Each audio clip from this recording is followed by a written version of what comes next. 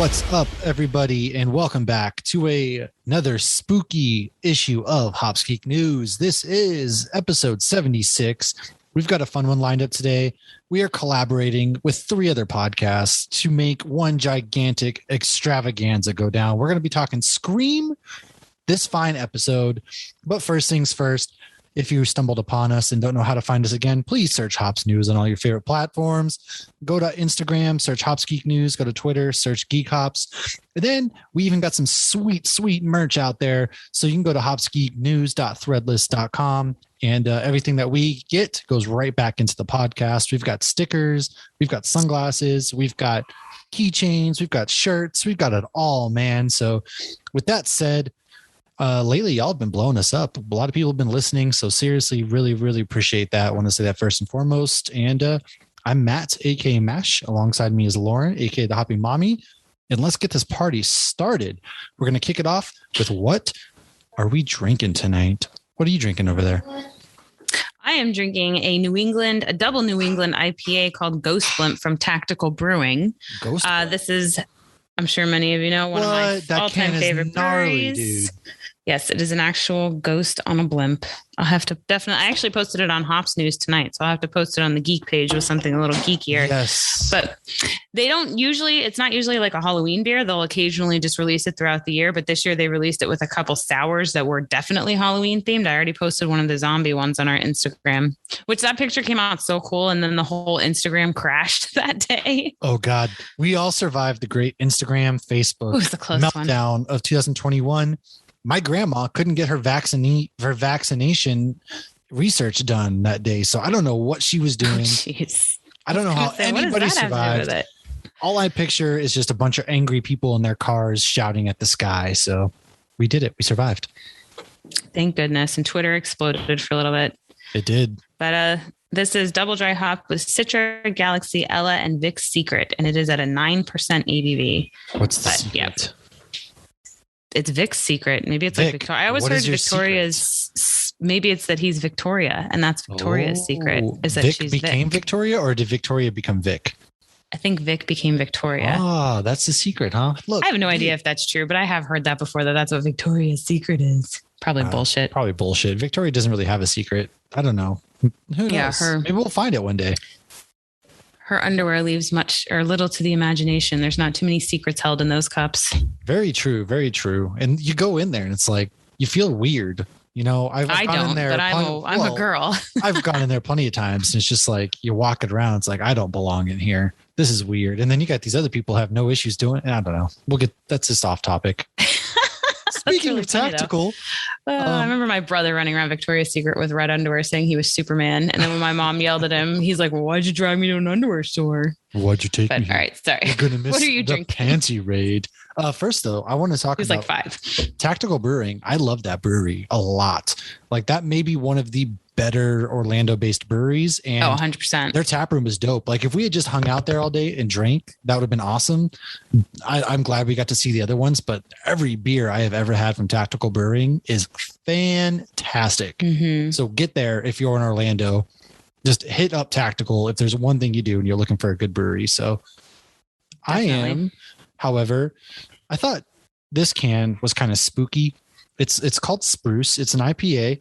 It's from Kevin from Hops and Heroes. He sent it to us, and it's from Fiden's Brewing Company in Colony, New York. And it's just, it's a IPA brewed with Citra and Simcoe, 7.3%. It's pretty hazy, and it tastes really delicious, very citrusy. And I'm going to drink something else on the back half of this episode, which I'll get into when we actually discuss that with the guys coming on.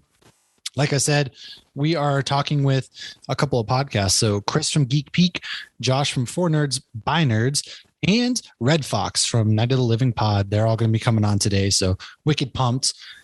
And you know what else I'm wicked pumped about?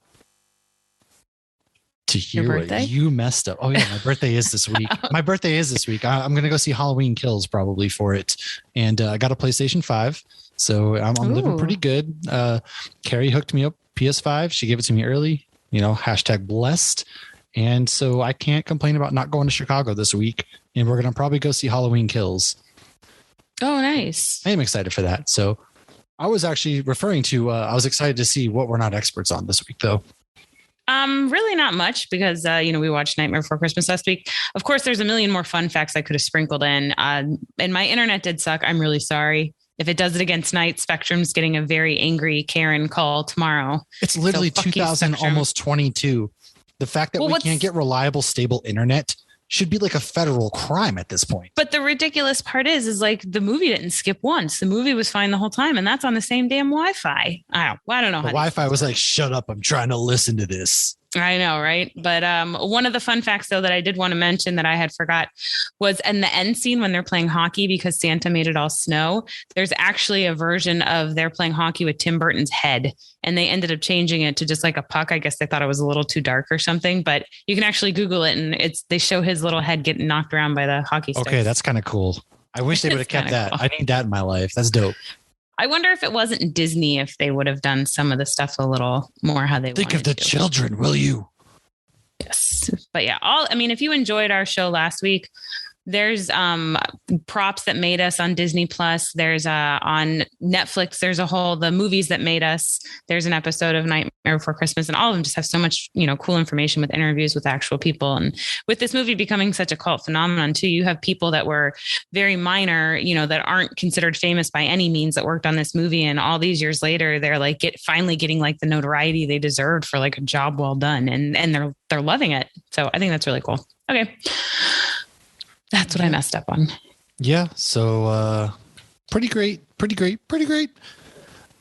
What have we read or watched this past week, though? We got 2 weeks here. Oh gosh, I only went back the past week. I can't remember everything that I've read or watched. I've got like a fat stack of comics staring me in the eyes, and then that's like a horror movie within itself. Because every time I'm turning around, it's like bam, right next to my bed. There's a stack of comics, and I'm like, ring, ring, ring.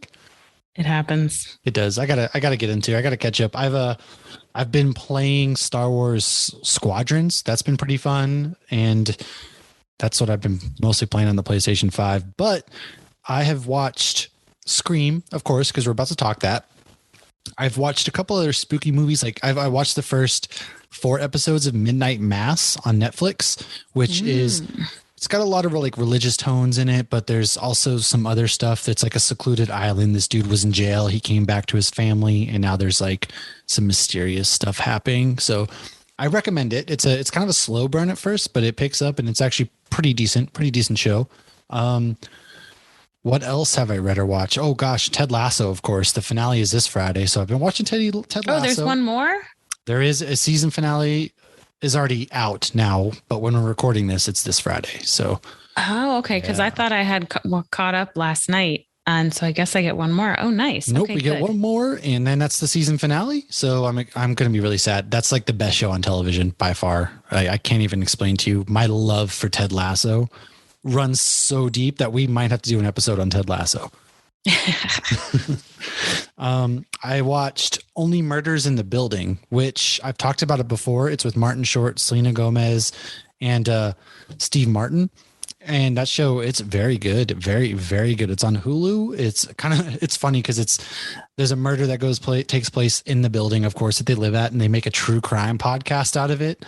And the three actors really shouldn't work well together, but surprisingly, they really, really do. And the chemistry they have, and the show is just a delightful treat to watch. So really recommend that show.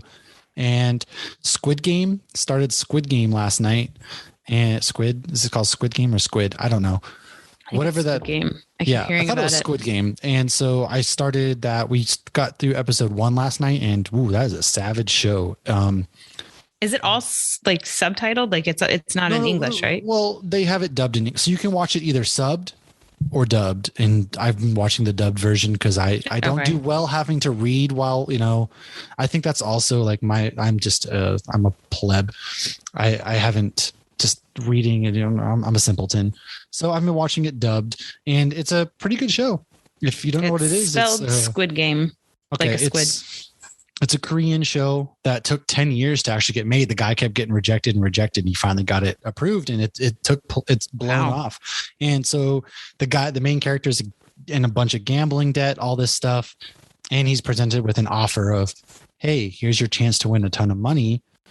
and they don't tell him any more than that. And then this is a series of playing a series of games to win all this money. And I'm not going to go into it further than that for people who don't know what it's about. So recommend that. Gets pretty crazy. And of course, last but not least, but I've watched the season finale of What If. So yes, that's what I've been up to. Yeah. So I did some reading actually on the plane to and from Jamaica. Oblivion Song, that was about to end. So I'm going to wait to talk about that because I think there's only like 2 issues left. So once I get those last 2 issues, I will dive into an overall recommendation of that without trying to spoil too much, because assuming it ends well, I highly recommend that comic. Read a little Wolverine, watched some What If, finished Titans. Did you ever finish season 2 or season 3? Wait, the finale already aired? I thought it did. Oh, maybe I don't know. I'm like 3 episodes behind. I'm going to be honest with you. Isn't there only 10 episodes? I don't know. I haven't watched in a few episodes, and then I also haven't started Doom Patrol season 3 yet. I haven't started Doom Patrol either. What happened? But I watched. My TV won't download HBO Max, and so my only option is to watch on the PlayStation, which is in our bedroom, and we never watch TV in our bedroom, and blah blah blah. Sorry, didn't mean to cut you off. I always watch TV in my bedroom. I play video games in there. That's about it. Oh, maybe there's another one tomorrow. I guess it's. Oh, okay. I thought because the other seasons were only 10. 13 episodes, but then that would make more sense. So it's consisting of 13 episodes. You are 100% correct. So I did not finish Titans, but I did catch up. So we'll wait till that's finished. I did watch Long Halloween Part 2, and I'm glad I waited, because for those of you who waited, it is now on HBO Max. When it first came out, to rent it was $20. And then it went down to like $5, and then it went down to it's on HBO Max. So that was a lot of fun. Big twist at the end. The very end credit scene, though, without spoiling anything, is clearly open for them to do more with these characters. Oh, I think they are. Yeah, without a doubt. Yeah. So we're going to see more Jensen Ackles as Batman. Ooh, so dreamy. The man is fucking gorgeous, and his face was carved by angels. I just want to touch his stubble. I don't know. Yeah, that's what I want to touch. All right. So I also watched his Long Halloween. Ew. You're gross. Well, now I'm sweating. Okay. Monster Squad. Have you ever seen Monster Squad? I have not. What is this? What's Monster? Now you got me over here. You said Monster Squad, so I started calling it that. Son of a bitch. I said Munster again. I'm sorry. And wasn't it Josh from Four Nerds Biners? That was the episode I kept saying. No, that was it that, or was it Chris from Oblivion Bar? No, I think it was because we were talking Godzilla. Oh, that's right. You're right. So Monster Squad is a movie from the 80s, and it's what that beer from Hourglass last year was themed after. Monster Squad. Right. Yes, I haven't seen that, but yeah. Okay. So I highly recommend it. I don't remember what I watched it on. I think it was one of those apps that's like, you can download this app for free and watch this movie. And it's got Dracula in it. It's got Wolfman. It's got Frankenstein's monster. And basically these monsters from a few hundred years ago come back, and these kids who have a monster squad have to like fight these monsters that are hundreds of years old. It's PG-13, but it's, 80s PG-13. So there's some choice phrases that, one, did not age well, and two, you would not say so many times in a PG-13 movie. Whoa. But if you can ignore those things, it's still a classic. It still holds up. It's a fun Halloween movie, although I don't know if I should have let the 9-year-old watch it this year, if I should have waited a little longer. It's PG-13. Okay. So damage is done. Well, and you have to have Paramount and Amazon Prime. I am cutting you off. Amazon Prime. I apologize. Perfect. Well, that's good. Amazon Prime. So I didn't have to pay for it because we do pay for it. We have Amazon Prime. Fuck you, Bezos.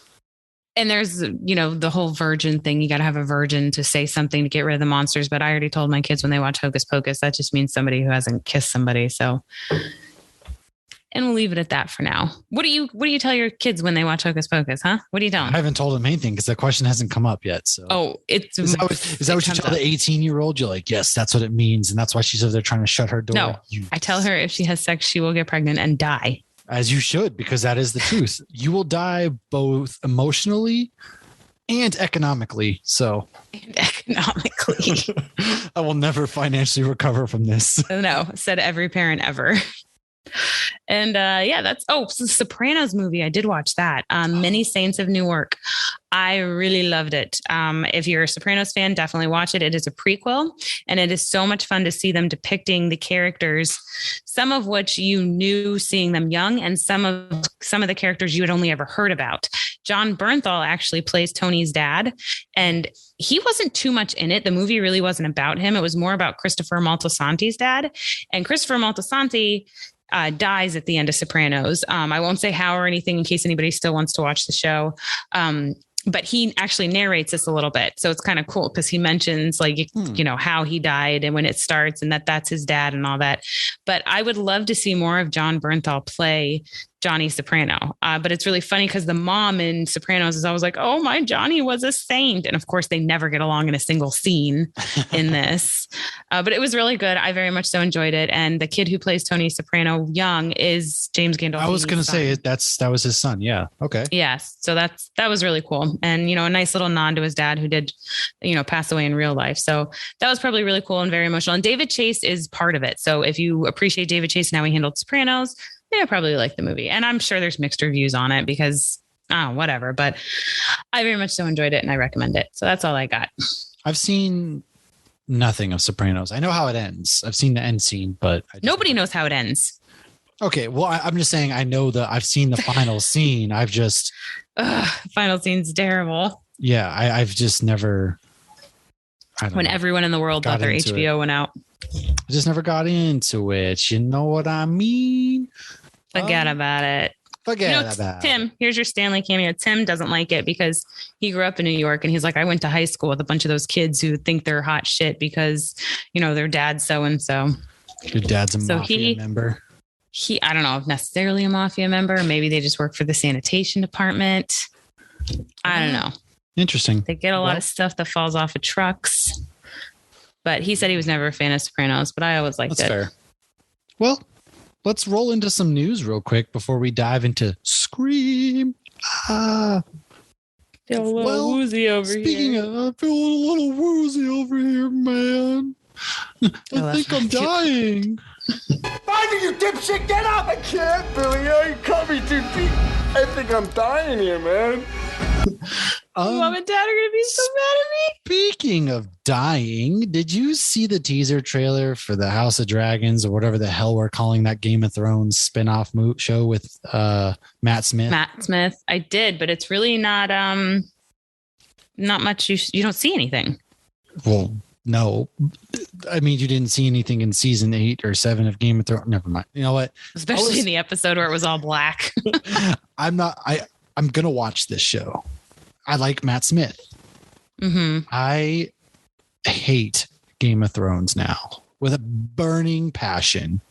Deep within your soul. I just, yeah. So I'm going to watch it, but nothing about that so far made me be like, awesome, we're back, baby. No, not at all. It just didn't. And maybe for some people, if it did, let us know. But Game of Thrones is fucking dead to me. It's just dead to me right now.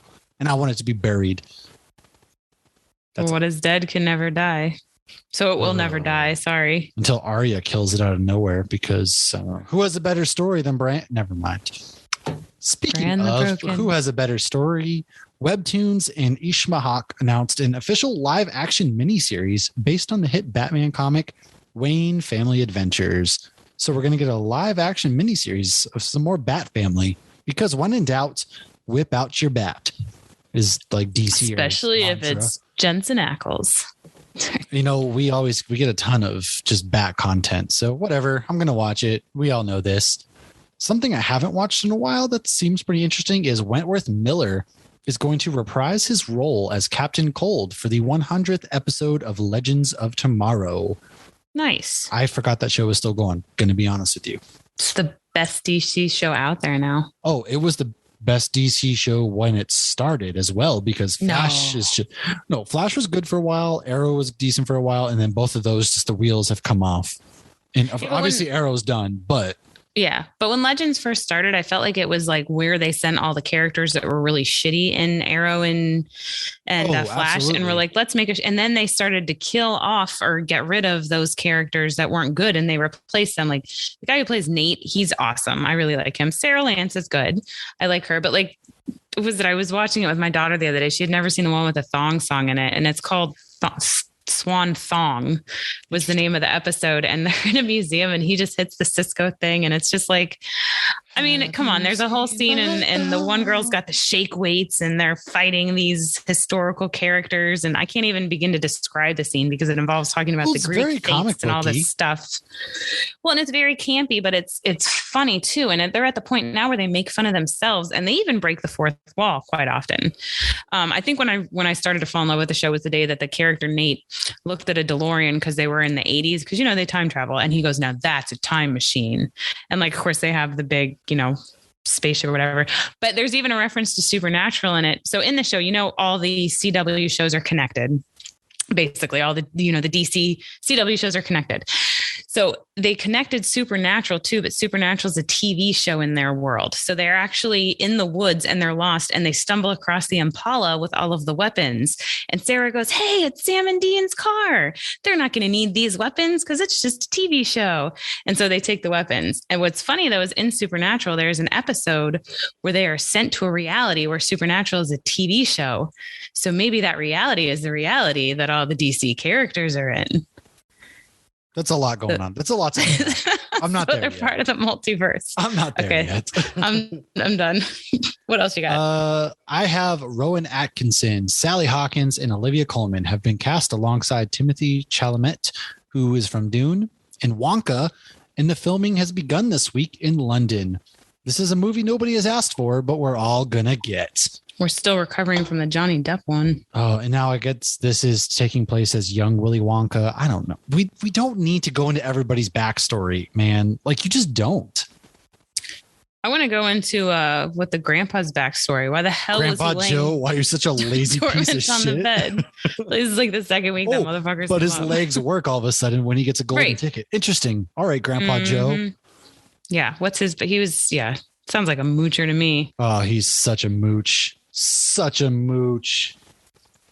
All right. Oh, I want to hear this next piece of news. I didn't know this. Yes. Netflix is looking into expanding the Stranger Things universe. One possible spinoff could focus on Millie Bobby Brown's character 11. So I personally want to see Steve go out there, open up a daddy daycare, and go out there and supernaturally kick some demons' asses, because I think that'd be Steve is by far the best character on this show. So I think him and Maya Hawke's character could. I can't remember. Did Maya Hawke's character still alive? Right? Which one's Maya Hawke? They were working an ice cream shop together. I forget her name. Yeah. She's like the daughter of someone famous. Yeah, Ethan Hawke and there you go. God dang, Uma Thurman. Yeah. Yeah, of course she's someone famous, you silly goose. Yeah, they were funny. He was really good. He definitely stole. I can't remember last season, whatever season. I vaguely remember how season 3 ended, but it's been so long, so I gotta watch it. Yeah, I remember the mall. I remember Hopper got killed, but he's really at a Russian prison. So right, which is funny because the connection. He's a Russian. Yes, we'll have to do a recap on that and fun facts before season 4 drops for sure. Oh, I definitely got to binge. I don't remember what happened. It's been so long. The kids are basically in college now. So I know you'd think they'd want to get on that. Maybe they're going to experience, go through Millie Bobby Brown's 11's character in college and how that goes through. Maybe, or they're going to be like, oh no, they're still 14. And they're like, we're talking like this. And they're all married in real life with kids. Is that my niece? Yes. Right. I had teenage pregnancy. Or maybe the Inside Out made them age. I don't know. Made them look like they're older. We're getting Stranger Things spinoffs. We'll see what happens. We were supposed to get a T'Challa as Star-Lord series on Disney Plus as a spinoff. And they had mentioned that Chadwick was wicked excited about this. But was that going to be real life or cartoon? I think it was going to be cartoon based off of the What If series, but obviously his last appearance was today in the finale, and the finale was overall, I didn't ultimately care about the What If series, but I thought the finale was decent, and they're going to be a season 2 of that. So it sucks because I wonder what they're going to do with Black Panther's character if they just write him out completely going on. And right. Or maybe they'll do like, get Aaron from like The Walking Dead to voice him or something. Because obviously not all the characters are voiced by their people. Not at all. Like not at all. And meanwhile, Sherry, the girl who plays Sherry in Black Panther, is out here like spouting anti-vax stuff and things like that. So it's funny. She plays like this big scientist, but she's all, it's crazy. Whatever. Anyway, she's not the one in the animated though, right? Because she's a child in the animated. No. She just allegedly might be taking the Black Panther mantle in the movies. Right. Yeah.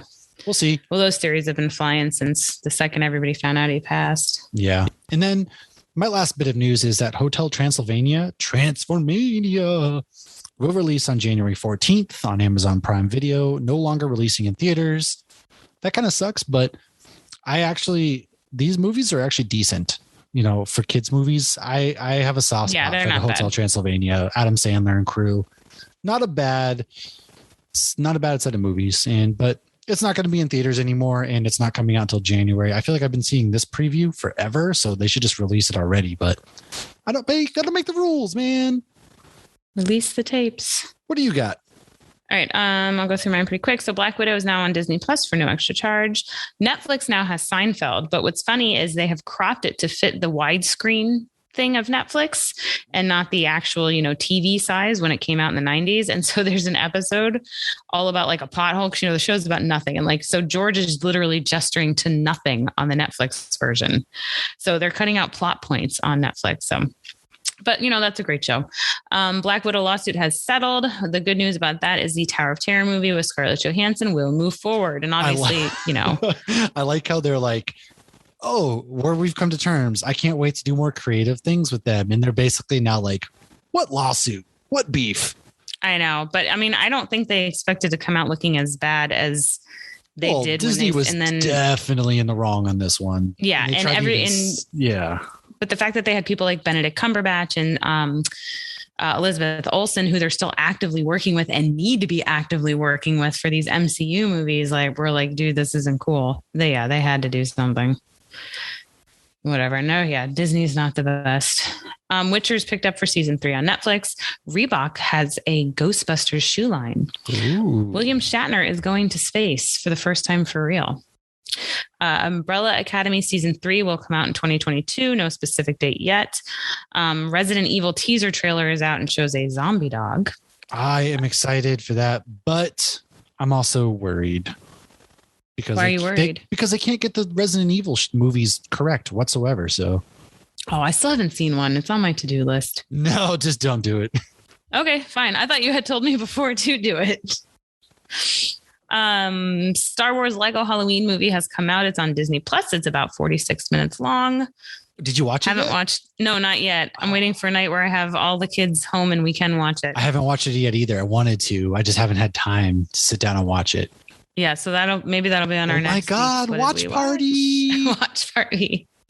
And my last bit of news is Elvira. You know who Elvira is, right? You're not too young. Okay. No, of course I do. Well, I didn't know because she's at literally every Comic-Con and she's like a massive horror icon. Yeah, she is. Okay, so she has a new thing that she's doing on her social medias every Sunday in October called Netflix and Chill. And she's basically giving her horror recommendations. So if you're into horror movies and you like Elvira, follow her on social medias and she's doing little videos and stuff. So yeah, she still looks the same. She's drinking whatever. She really does. She's definitely I was going to say sucking blood. Yeah, she's drinking the blood of the innocent. But, Cher looks like she's had work done. She doesn't look young. Like Elvira, maybe it's just a lot of makeup. I don't really know. I don't know. That's what I got. She looks fabulous, darling. Fabulous. And that's all I got. Now I'm ready for some Scream. Well, folks, we are going to dive into some Scream. We're bringing on Chris from the Geek Peak Podcast, Redfox from Night of the Living Podcast, and Josh from 4 Nerds by Nerds. It's going to be a fun trip. I love these dudes. Shout out to our goon platoon. Real ones know. Trust me, real ones know. And without further ado, let us get this party started.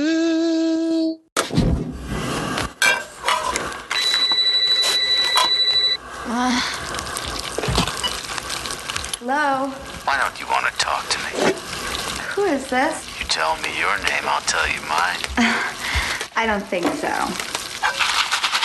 What's that noise? Popcorn. You making popcorn? Uh-huh. I only eat popcorn at the movies. Well, I'm getting ready to watch a video. Really? What? Oh, just some scary movie. You like scary movies? Uh-huh. What's your favorite scary movie? I don't know. You have to have a favorite. What comes to mind? Halloween. You know, the one with the guy in the white mask who walks around and stalks babysitters? Yeah. What's yours? Guess. Nightmare on Elm Street.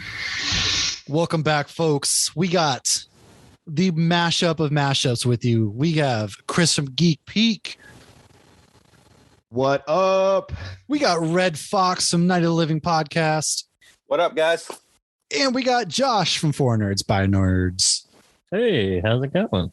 Josh is the most reserved out of everyone. Everyone's like, what's up? And Josh is, hey, guys. Yeah, I was waiting for his big, hype. And Josh is meeting the parents for the first time. Yeah. Oh, I'm sorry. What's going on, y'all? It's your boy. But we are here. We're talking some Scream, of course. We're going to talk everything about the movie. We're going to talk about shit we loved. We're going to talk about movie things we didn't like.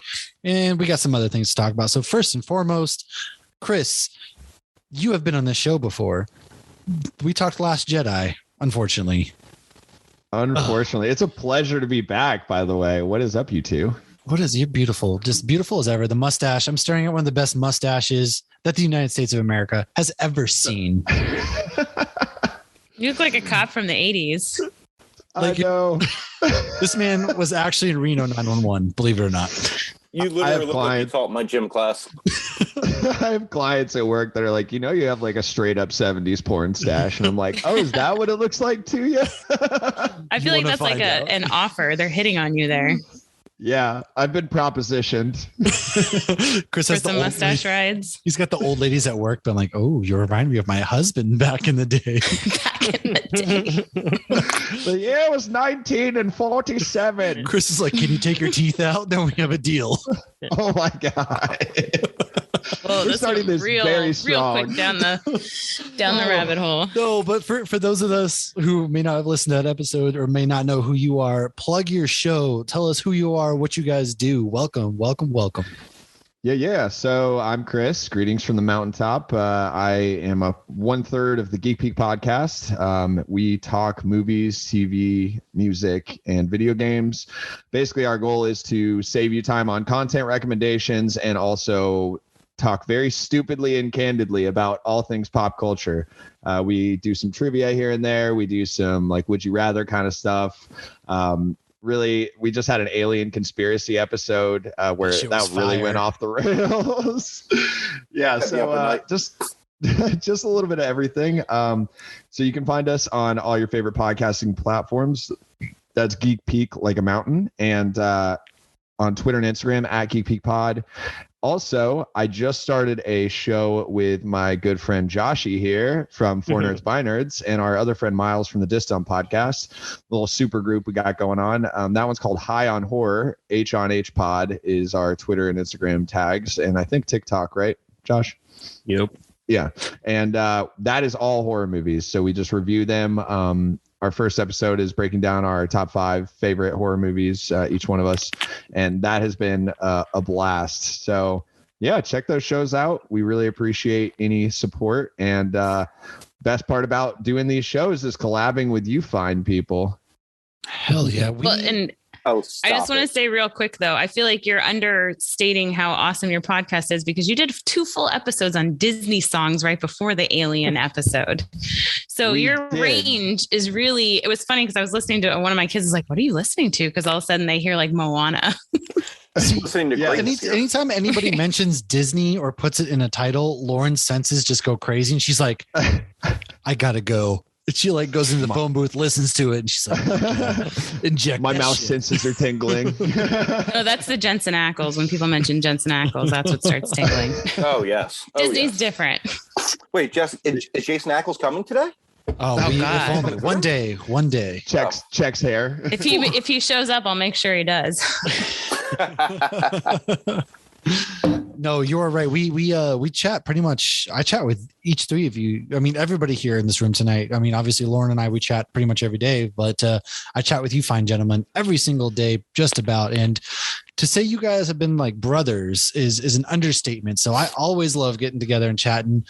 Josh, before let's tell us a little bit about what you do. What is it you say you do here exactly? No, but we have been on your show before. This is your first time on the Geeks, and man, it is always a pleasure getting to chat with you. And Josh is from right up the road from where I'm from, and I can't wait to get back, not to see my family, but to see that sexy man right there. It is like every time we talk about you coming home, you're like, yeah, we'll fucking do this. We'll go do that. It's never like, oh yeah, maybe. I mean, I like to see my mom and my dad. Look, they've had all this time to see me. Guess what? When I come home, it's for my own purposes. They made their choice. They've had me for 3 decades. Hey, thanks for the bed and all, but I got shit to do. But yes, I am Josh. I'm the host of the Four Nerds by Nerds podcast. We are like a movie centric nerd podcast, but we do a lot of like Jeopardy episodes and top 10s and all this type of stuff. It's super fun, but we do a lot of movie commentaries. And yeah, Mash and Hoppy Mommy here. We're on for our discussion about Godzilla versus Kong. Yes, that was a super good episode. I loved it. The movie, that episode was fun. The movie was great. I still like that movie a lot. A lot of people didn't like it, but you know what? Right when Kong was like Mothra and Godzilla stopped, that shit was fire, man. Why did you say that name? He starts saying that in sign language. Oh my god.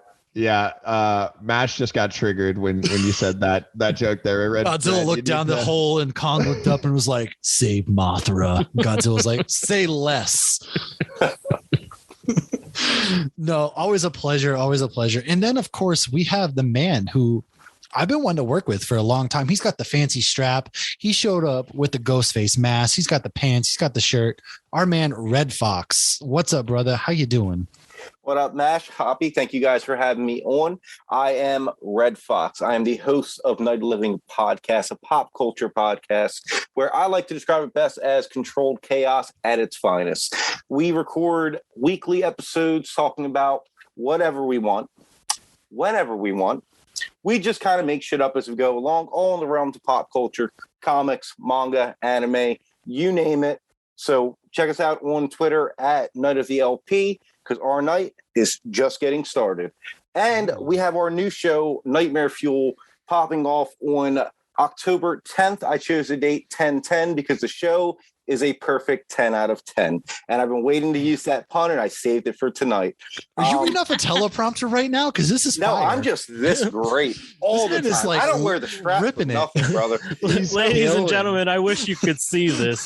This man had a wrestling belt on his shoulder, holding a beer and a cigarette, and doing constant hand motions like he is straight up cutting a wrestling promo. WWE right now.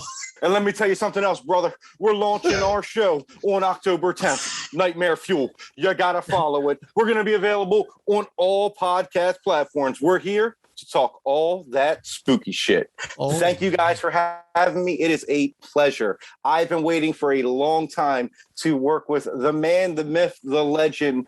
We got Mash, the Hoppy Mommy, and then just rounding us all on out, Josh, who I've been waiting to work with for God knows how long, and making his way down from the Geek Peak, our boy Chris with the manliest mustache in the biz. It is an absolute pleasure.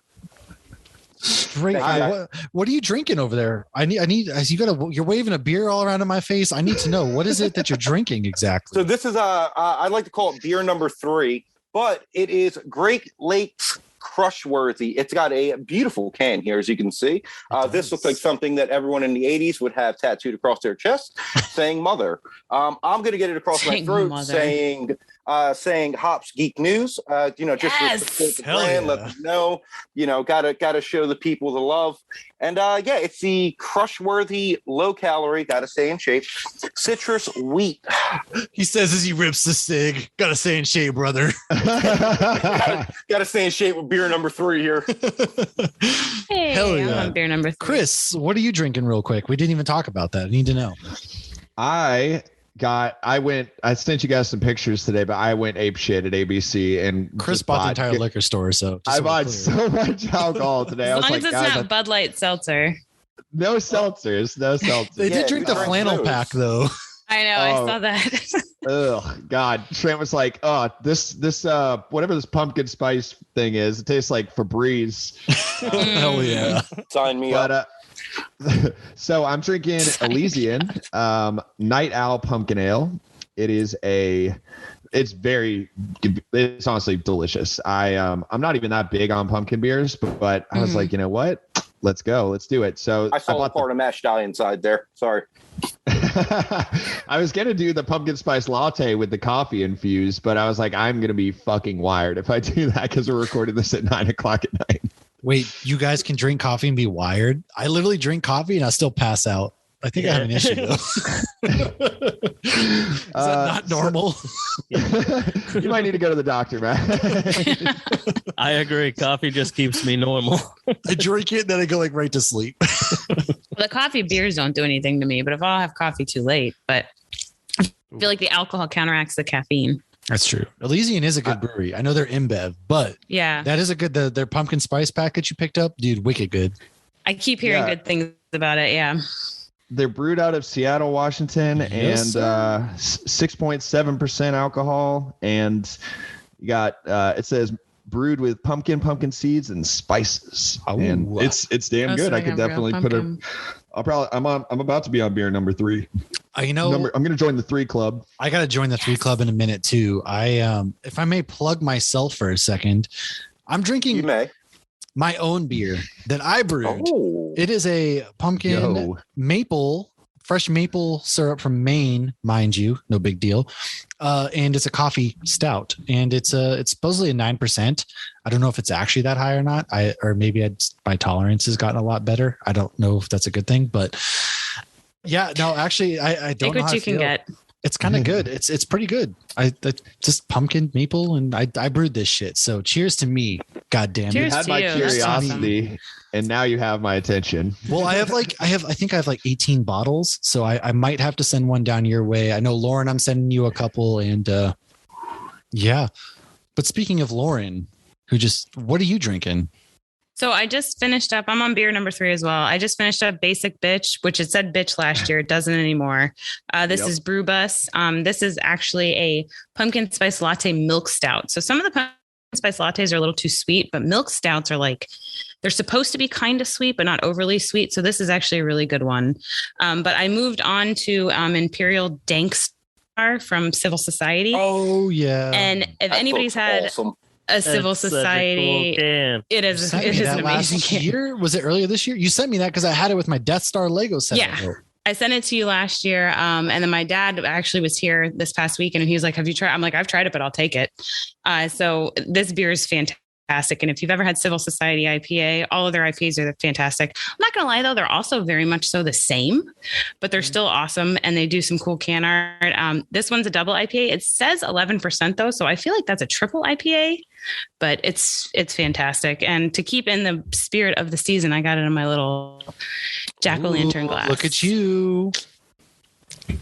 By the way, can I just jump in for a second? I got your guys' Patreon care package because I am a patron of your show and because I fucking love your show, and that made my day. I finally got some Hops Geek stickers. I got some fire beers from a couple of them from down here in Florida. Yeah, and I just want to say that was fantastic. I love the love and work you guys put into those little care packages. That makes me happy because I kind of felt bad because I was in charge of it, which is why they're Florida beers. And so I was like, fuck, Chris can get these. You can obviously get Hidden Springs but the Florida Keys one, listen, I think you can I don't think Chris would ever turn down free alcohol. So Well, it's not free. It's a Patreon. Oh, well, you know what I meant. You know what I mean.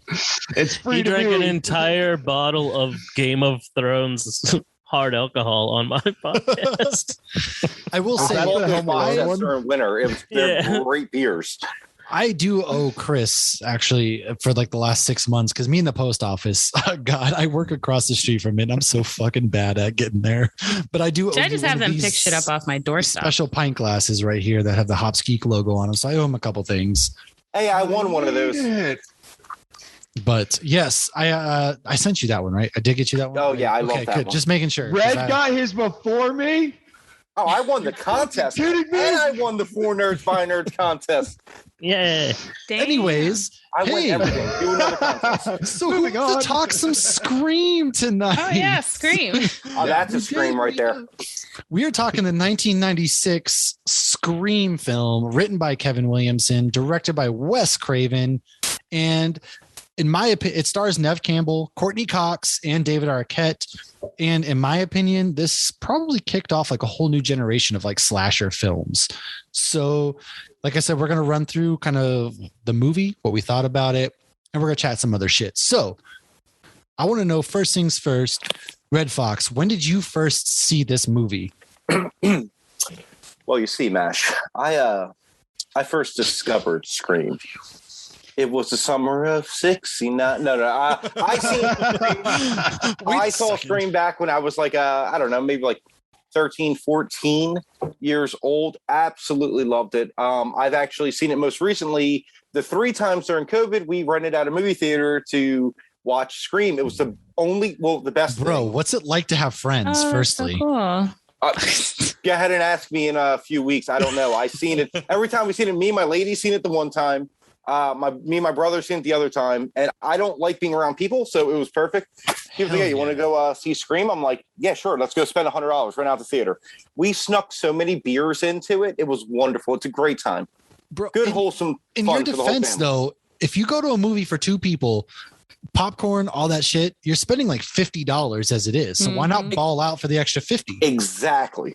And bring in your own beer. And then you get your own beers. Yeah, my man. I tried to sneak them in, and the people at AMC were like, "We honestly don't care if you have anything else." There's no rules anymore. The 16-year-old kid's like, "Bro, can I get some of that?" Yeah. They knew that we were walking in there with like candy and stuff. I don't think they knew we had alcohol, but they knew we were walking in with candy and shit. He was like, "Hey, just to let you guys know, we got like 3 people working, the staff. So like, if you have shit in the car, just bring it on in." He's like, "You're absolutely fine." I was like, "I'll just say no more." Like, I went right back, bro. What's great with a keg. What's great is my brother, it's a joke, was like, "Yeah, I'm bringing popcorn." Brought a thing of Jiffy Pop, but like the stovetop Jiffy Pop. Nice. I was like, "Well, we can't eat these at all." So, but like holding a lighter under the Jiffy Pop, just waiting. I should have did that. I'm gonna do that tonight, actually. But yeah, I seen Scream around the time when it first came out. I was very young, but I loved it. I absolutely love Scream, and I can't wait to talk about it because I have so many fun facts. It's gonna be a Scream. Oh yeah. Speaking of fun facts, Lauren, when did you first see this movie? So I'm guessing I'm the oldest one on here. So I saw it like Lauren was like a senior in high school when this came out. So she was there with her friends. Actually 13 and I was going into my freshman year of high school. And it was the first time I went to a high school color guard practice. And we all went back to the guard captain's house after, and I watched Scream. So I distinctly remember watching it, and yeah, I loved it. I thought it was, it was funny. Because I was never a big horror movie back in the day, but it's funny. So it like branches that group of people who don't want to just see gore. They want to be entertained. And all of a sudden, all these people are now horror movie fans in a respect. So I loved it. And I loved Matthew Lillard. And I mean, movies in the late 90s, like, not to be biased because I was in high school in the late 90s and early 2000s, but like they were really like coming of age movies, like the best teenager growing up movies. And I still think of American Pie fondly, speaking of, because it's like a coming of age movie when I was going into high school, middle school, and I was discovering myself for the first time. Yeah, I was baking pies as well. But no, you are definitely right with that. Well, I mean, American Pie, just to segue real quick. Like we watched that maybe a year ago with our teenage daughter and she's like, this movie is so inappropriate. They should not be filming this girl. I was like, you're ruining the movie for me, Kaylee. Just sit there and enjoy the soundtrack. You had to be there. When the guy's running and they're playing Blink 182, I mean, that's awesome. Put your 90s glasses on. Yeah, you just had to be there, man. It was wild. Movies are time machines and you have to watch them from that time. Exactly. Yes. Exactly. Josh, when did you first see this wonderful flick and what were your first impressions? I think I saw it when it came out on VHS and I was like kind of watching it from the other room and I was like a big puss at that time. And I was like, this doesn't look that bad. You're not going to sit here and say that when you were making fun of me for when I was a young kid living in the woods, like Jeepers Creepers scared the shit out of me when I was a kid. Jeepers Creepers, we don't talk about Jeepers Creepers. That movie is in a realm of its own. This man was giving me so much shit and I was like, yo, that movie freaked me out. I was like 11 years old. Scary at all. I will shut this podcast down right now. We do not talk Jeepers Creepers. Up until like his vagina face opened up. That shit was scary. I'm going to call in my husband, Josh. That movie is not to be spoken in this house. Like that movie, I lived in like the middle of the woods and had to walk from my friend's house. Knock it off. Nah. Anyways, go ahead, Josh. I'm sorry. You still a bitch.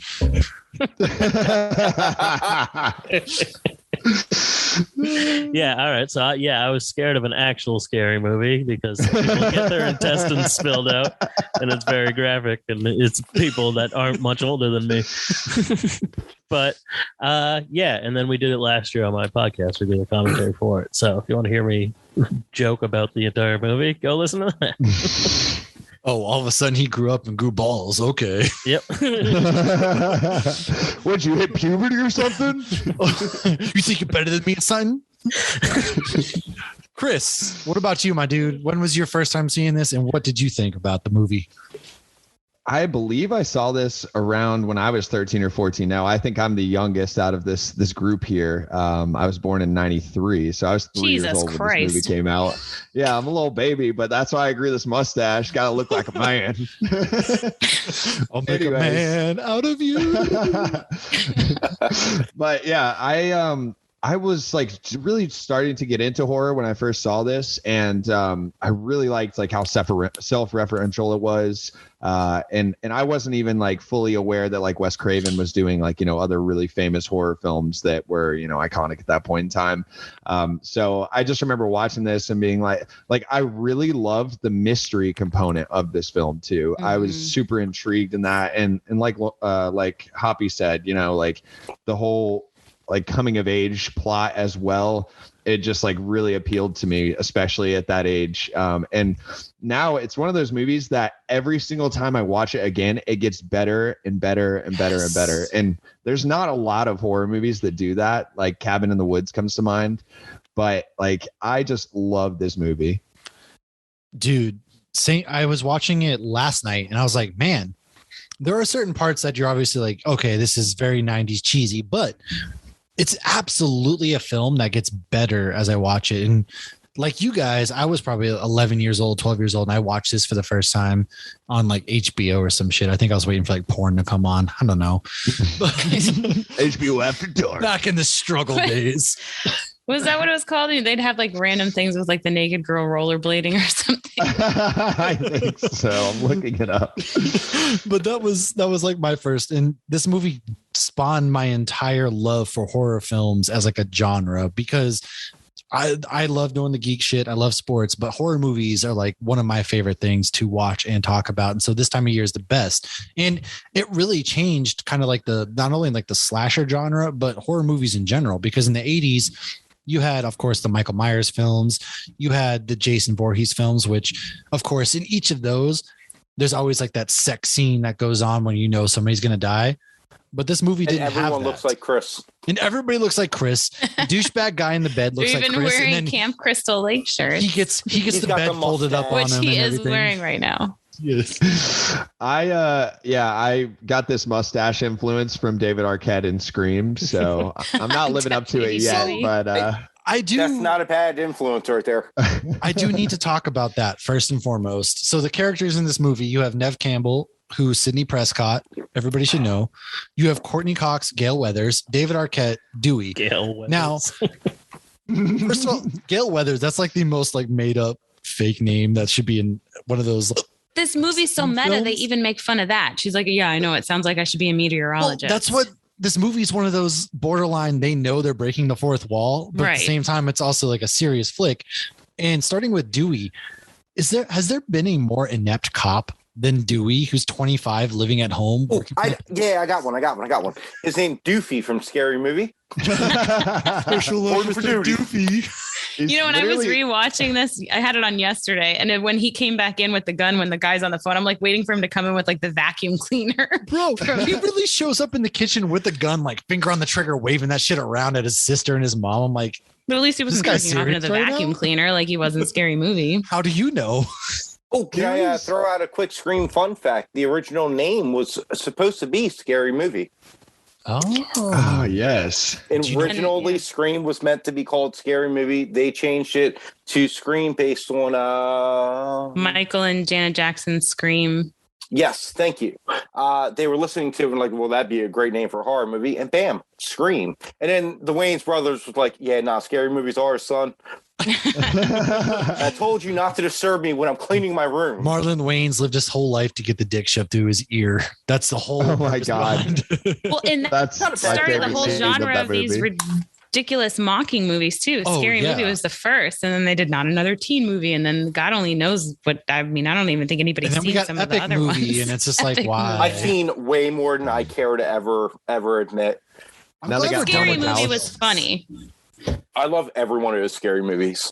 I do too. Scary Movie 1 is like top tier, especially when she's like at the movie theater. She stands up and she's getting stabbed, and everyone's just throwing popcorn at her and stuff. Shut up! That's very real life to what would happen these days. I feel like people are just like, whatever, man, get stabbed and shut the fuck up. We're trying to watch this movie. But they think someone would Instagram live it. Straight up, like, World Star.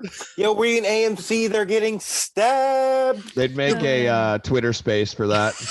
I feel like those movies take away from like Scream a little bit though, because you can't help but think about that while you're watching the movie. I have a hard time relating what happened in Scary Movie and what happened in Scream. Well, there is a very big, like the Venn diagram of like Scream, Scary Movie. There is an overlap to where I was watching some of this movie and I was like, this is what happens now, right? And then I had to remember, like, no, that's Scary Movie.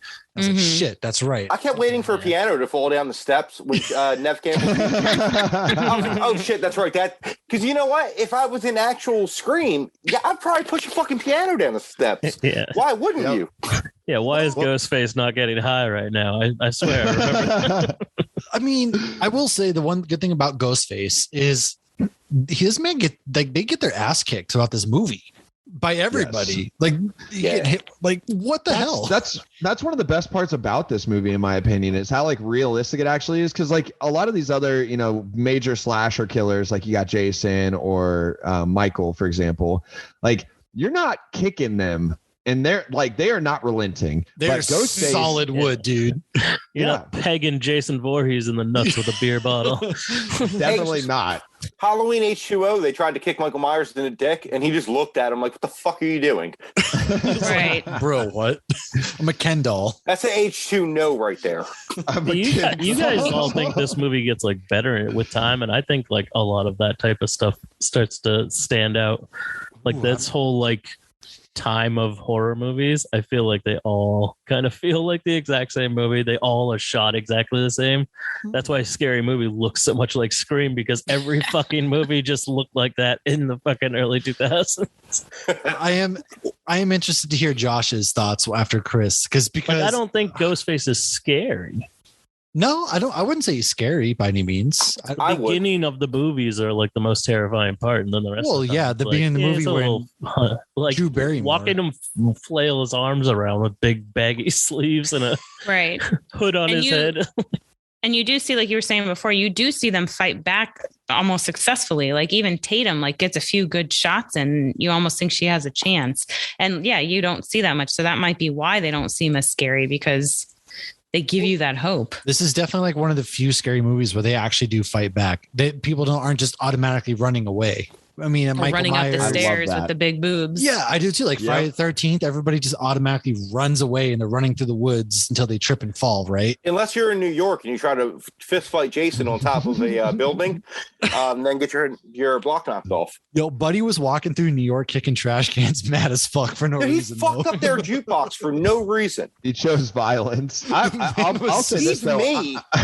I'm not trying to fight Jason. If I see him, like, I would run away from Jason. Ghostface, I would try to, I would throw some fists at Ghostface. Oh, I hand Ghostface a fair one real quick. We're gonna get to that. Just call his mom, because his mom and dad are gonna be so mad at him. My mom and dad. Nice. I do. I think my biggest thing overall. It's like, what if you called Thor's mom? Sorry, what were you saying? I'm sorry, Josh. Sorry to interrupt.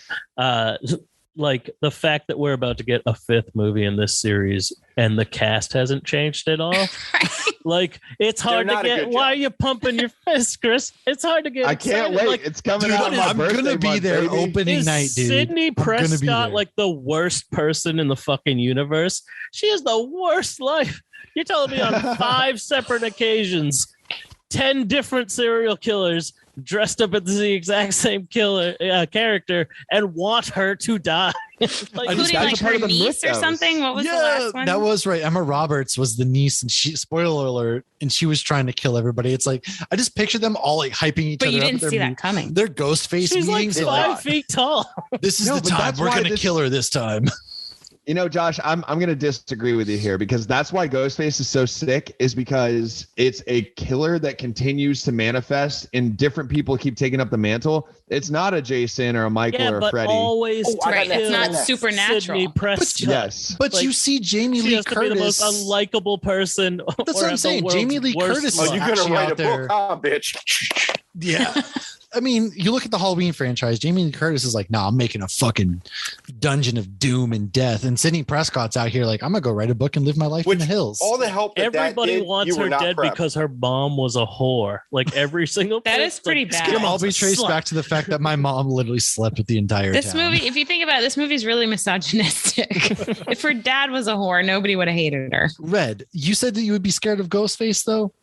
Okay, so here's my thing with Ghostface. Ghostface himself, like, the mask and all, I feel like they could have did a little bit more with. Like, I would like to see more of him just kind of in the background, a la Michael Myers, Halloween original. That would have made more scare for the design of the costume. But if you think of the actual concept of Ghostface, it's kind of fucking terrifying. It's your friends who know the most personal shit about you using it to kill you. Like, to me, out of which is more realistic. Exactly. Yes. Which out of Michael Myers, especially high school kids, they're ruthless, man. Dude, absolutely, dude. I'm waiting for someone's body to be shoved in a locker, because that'd be awesome. But it's more terrifying to me with Ghostface because it, like Hoppy said, it's very realistic. Honestly, one of us right now could become Ghostface and just take everything personal that you know about the other people and use it to your advantage. And like, I try to look at Scream, like Chris was saying, every time you watch it, it just gets like better and better and better. I try to watch it in new lights every time. I try to watch it in a like psychological thought wise. Ghostface knows, which, spoiler alert for a movie that's fucking like 25 years old now. If you're Billy and Stu, you know everything about the people that you're going to go kill. You know their most personal details, and you use that to your advantage to psychologically torment the people. That's fucking terrifying, because when you think about it, these are some two guys in high school who were like, yeah, let's go do this. Can we talk about how fucking obvious they were, though, from the get-go? There's one line that live her alone. They're literally sitting in the high school right there, and Billy's just like giving the eyes like, bro, shut the fuck up. It's like, I didn't kill anybody. I want to know the line, and then the Josh, other dude's like, no one said you did. Yeah, they're like the entire movie. They're so obvious about it, though. You just like wink at camera and be like, because we're doing it together. I'm just waiting for him to like turn to the camera and wink, be like, nobody said you did it. Nah, but none of y'all knew that there was a 2-person duo doing it when you first saw this movie. Well, no. I mean, when you first see it, no. Yeah. I was gonna say, like, because I was just, I rewatched it before we did this, and the scene that you're talking about where they're all sitting there in the courtyard having lunch, like the conversation about how Stu had been broken up with by Casey and left for Steve, like you got motive there. And like, Billy, like viewed from a different perspective, Billy could have been getting mad at Stu because obviously his girlfriend had been through a traumatic experience, losing her mom, having her get killed. So like a lot of it is not that out there, I don't feel like. But once you're like in on the joke, like you're like, oh, wink, wink. Yeah. But I mean, even then though, you just look at the body language, and the body language is very different of like, I'm protecting my girlfriend to like, bro, shut the fuck up. Like, what the fuck are you doing right now, dude? Like, bro, shut your mouth, all right? Dude, leave her alone. Like, leave her alone. And not to mention, Drew Barrymore's character could have survived that. And instead of screaming for the car as her parents drive up, she like stops and doesn't do anything rather than like sprinting to the car. She just stands there. Like, bro, you could have made it to your parents' car, no doubt. That scene where Ghostface jumps through the window, like when she's on the back like area, like about to run up front, that scared the shit out of me when I watched it like just today. She's like, oh, everything's fine. Smash. I forgot that happened. I was like, oh shit. Oh, I have a fun fact about that Drew Barrymore scene. When she hits him with that comically like ginormous fucking phone, she actually is hitting Wes Craven. He's actually under the mask. Oh, I did not know that. Well, there was another fun fact. So at one point when they were filming, someone forgot to unplug the phone that she was using. And so she actually called 911, and the operators just hear Drew Barrymore like screaming for her life on the phone. In a very Drew Barrymore kind of way. Oh, yeah. And she was actually supposed to be Sidney Prescott and changed her mind and said she didn't want to do it, but that she would do the opening because nobody would expect her to get whacked immediately. And they intentionally, put her in the front of the poster. Oh, I like that you got the fun facts because I love fun facts. So I have two fun facts about Drew Barrymore as well, y'all. I came prepped. So when the father tells the mother to go to the Mackenzies, that's the same thing Laurie from Halloween tells Lindsay and Tommy. Oh. And additionally, Wes Craven, to get Drew Barrymore to look like super scared and like to have her crying like that, he was telling her real life stories about animal cruelty, and she's like a huge animal lover. Yep. He's just like, I fucking kicked this puppy, dude. I just hear Sarah McLachlan. If you listen real careful, you can hear Sarah McLachlan singing in the background of those scenes. I will steal one of Lauren's fun facts. And speaking of Halloween, the screenwriter was inspired by Halloween and some real murders that took place in Gainesville, Florida. So all good stories. The Gainesville Ripper. Yes. And so there were some very Halloween. He was probably obviously a gator. Yeah. I was like a gator, like UF, not like an alligator. Yeah. The UF Gators have the Gainesville Ripper, and Florida State has Ted Bundy. Yep. But we just got the U. I think my state has like Leatherface or something like that. Maybe. I have Lizzie Borden. We have Scarface, actually. Well, we're going to get to that, actually, because I do have a question about that later on. I want to point out that I totally fucking forgot Henry Winkler was in this movie, and this dude is straight up savage. He was like the worst principal on earth. I think it would have been better if he was the killer. Oh, without yes. And it wasn't like your mom every time you stab somebody. I just fucking hate these kids. Yeah, like that's why I killed all of these, and because it doesn't make any sense when they're like, "Oh, we want Sidney because your mom banged my dad or whatever and ruined my family." Like he hates the teenagers, so it's like, what does everyone else he kills have to do with that? Like, no, you're just right. Just like you're just like trial killing until you're like, all right, I think I'm good now, guys. We're good. Let's really kill the problem at this point. But when you watch it for the first time, you do think for a second he is. Yeah. No, I just thought this man definitely goes home and he drinks a fifth every night because he hates his life. Yeah. Anytime I watch it now, I just think of Arrested Development. There's money in the banana stand. That's where I get very much like Waterboy vibes from him. Actually, with the principal, I actually just looked it up. First of all, he said some very fucked up things to some high school kids. He's like, it's not fair. He tells them about how they should have their insides ripped out and hang from a tree to expose them for the heartless, desensitized little shits that you are. First of all, you lost your job right there. Let's. In 2021, that man is fired. Yeah, the year was 1996. He's fired right now for a role he played. Yeah, this was 96. They're lucky they didn't get snatched by their collars. In 96, he's walking around with a ruler, beating kids in class and shit, slamming them into lockers. It wasn't that long ago. Take it down a notch, kids. He's a Catholic nun just walking around beating children. So here's a fun fact, though, that you probably all have heard. So Wes Craven is in it, and Henry Winkler even, when he opens the door and he yells, and he's like, "Not you, Fred." And he's actually dressed like Freddy Krueger, and it's not even subtle. Oh, it's so obvious. But that's actually Wes Craven, so that would be subtle. Those are actually the clothes from Nightmare on Elm Street too. Oh, is it really? The actual clothes? The legit costume for Freddy Krueger. Ooh. I just thought it was like a copying it. Wow. They're like a little on the nose here. Straight up. I want to talk about, can we talk about real quick video stores? Like, I fucking miss video stores and like, the whole vibe of going on a Friday night.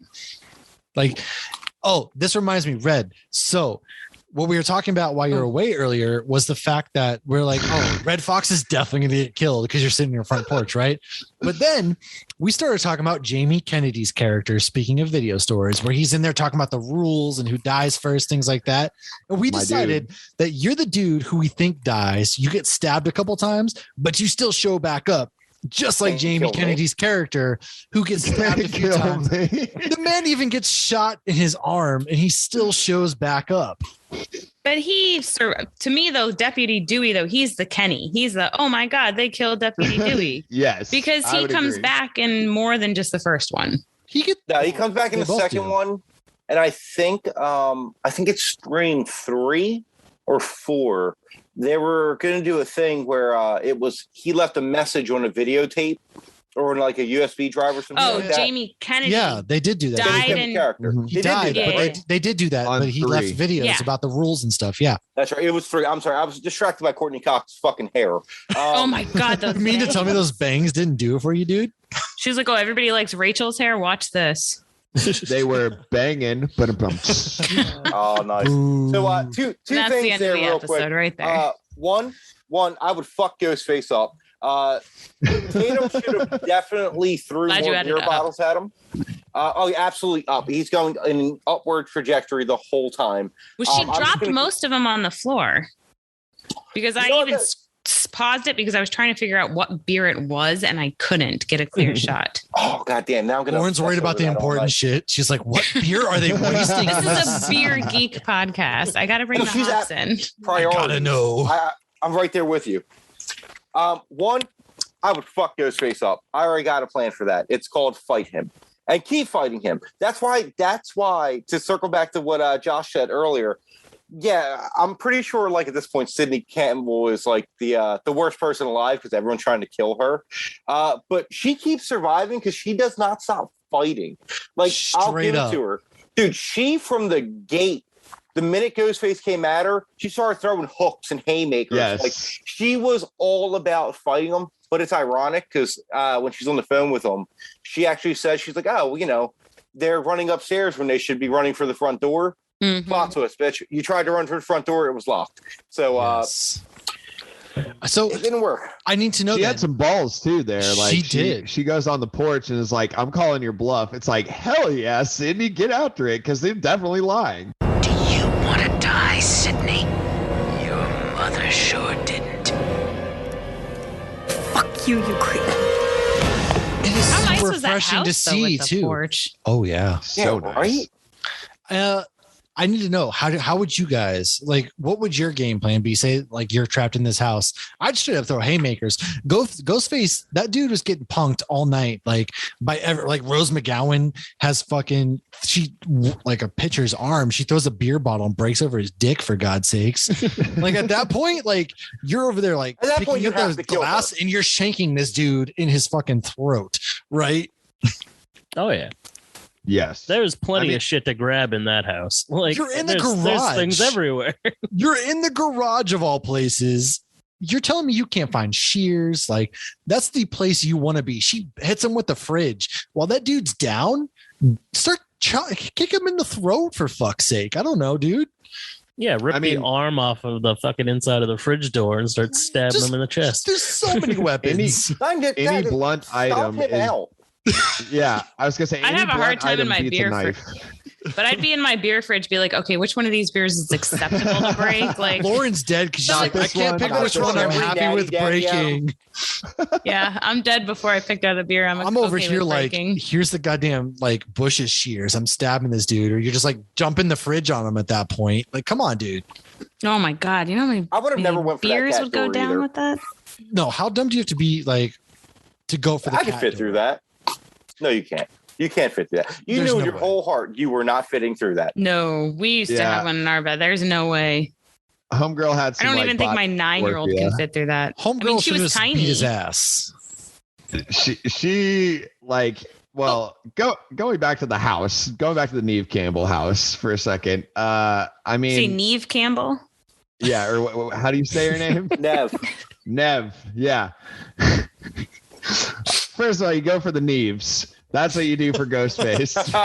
You stay for the Neves. Punch the blue out of her hair. Sidney Campbell before too. It's Sidney Prescott. I probably said Sidney Campbell. I didn't even put that together till he said Neve Campbell. I called Jamie Foxx earlier. Jamie Foxx. Chris came on like, yo, Jamie Foxx. First of all, he electro his bitch ass. Oh yeah. All right. So what about Neve Campbell? Well, I was just saying, like, in that house, I mean, like, I don't know. I think I might take my chances and try to outrun Ghostface. I feel like I might be one of the only ones here. Like, unless I have something blunt, because I'm not going to try to knife fight you, and I'm not going to try to like fisticuffs you if you have a blade. I'm gonna try to get out of there. All right, I run regularly, and my 4-year-old kicks my ass at tag. I can't do it. She put him on his ass with the fridge. At that point, just like commit and start stomping the hell out of this dude.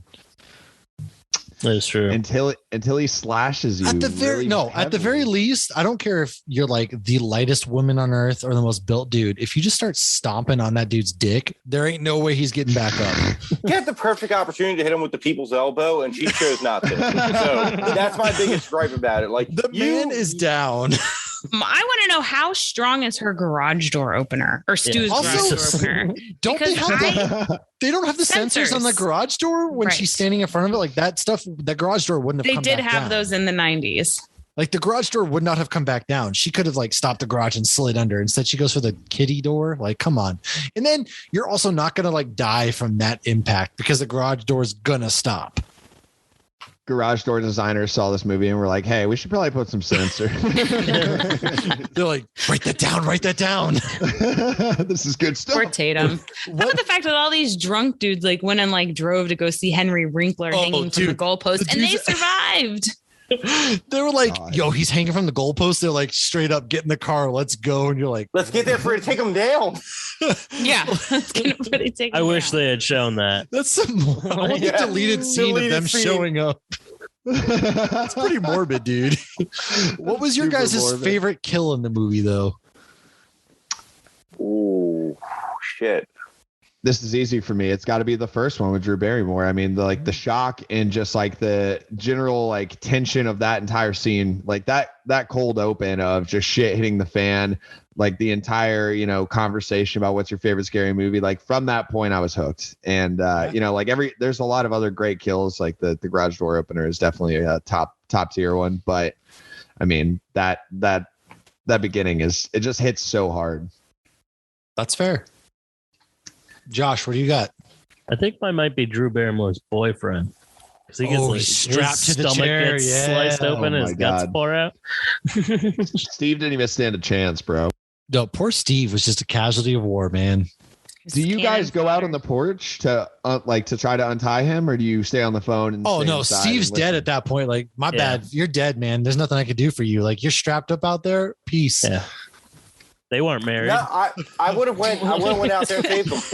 I don't know if I'd do it for my husband. There's plenty more out there. Like, guess what? I'm going to meet somebody else someday. It's fine. No, I would have went out there and tried to save him because at this point, first of all, she's in like the middle of fucking nowhere. I would have ran out there, tried to save his ass because you know what? At least then you're drawing wherever this person calling you is. You're drawing him out. Like, yeah, he's probably gonna kill me anyway. Like, that is fair. I would say, like, even find like a corner in that house. Like, you're in a kitchen, right? He's not there. You find the biggest knife. You stand in the corner of the kitchen, and now we got a knife fight, motherfucker. One of us is dying. She was playing with the knives when she was talking about the scary movie, and then she grabbed the letter. She burned that whole Jiffy Pop. Like, dude, you could just chill in the corner, and when that dude pops up to try to fight you, like, we both got knives. Let's go. Not just knives, just knives. This is the whole kitchen block. This is some gangs in New York shit now. We're gonna stab each other. One of us is walking out of here. As soon as he walks in, just start snapping. Yeah. Tie wrists with me. But then when she was in actual defense mode, she grabbed the letter opener, not the huge knife from the kitchen. Stupid. She was taking speed over accuracy. So would you have chosen the bigger knife? How would you have survived this? And what was your favorite kill, Lauren? Well, my favorite kill was Billy Loomis because I'm not a lunatic and I enjoy the murderer being killed more than the victims. And it was that the moment when the serial killer comes back and she's like, you guys boom. are sick. Yeah, y'all are sick fucks. Well, one of the rules was you got to double tap, right? Because they always pop back up. And sure enough, for one last scare. And bang. And then just perfect. She didn't have the bangs in that movie, so it was okay. Safety wasn't on then. Would I survive? I have no idea. Probably not. I can't even win a game of tag with my kids. I'm telling you straight up, I would go savage on his ass. You throw the beer bottles, you're picking up that glass, and I'm shanking him too. If you stab me, like I said, one of us, we're gonna bleed out here together. I don't care. I'm going full savage. You stab me, I'll I'm fight sure full on, but I mean, I'm just saying my odds aren't the best. Listen, I will say my favorite kill was Shaggy getting the TV on his head.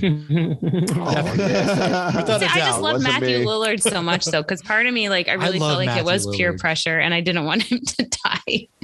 Whereas Billy Loomis was just, oof. Billy's a dick. He had to go. I mean, from the beginning, he's like peer pressuring her into having sex, and like he's like, "You won't bang me." Well, I mean, dude, I bet you won't do it. He's like, I won't. This man goes from finally I banged her to, hey, guess what? I'm kind of done with this. I'm gonna kill you now because your mom banged my dad. Like, guess who's the killer? At that point, just be like, hey, dad, high five. We're banging mom and daughter. Like, come on, dude. It's the dream, baby. We finally made it. Grandmom's after. You're walking to the kitchen to get some Gatorade, like high five. I don't know, Chris. What about you? I want to make a stepsis joke, but I'm gonna leave it there. She's stuck in the cat door. Like, what are you doing, step? Like Marsha and Greg. Oh no.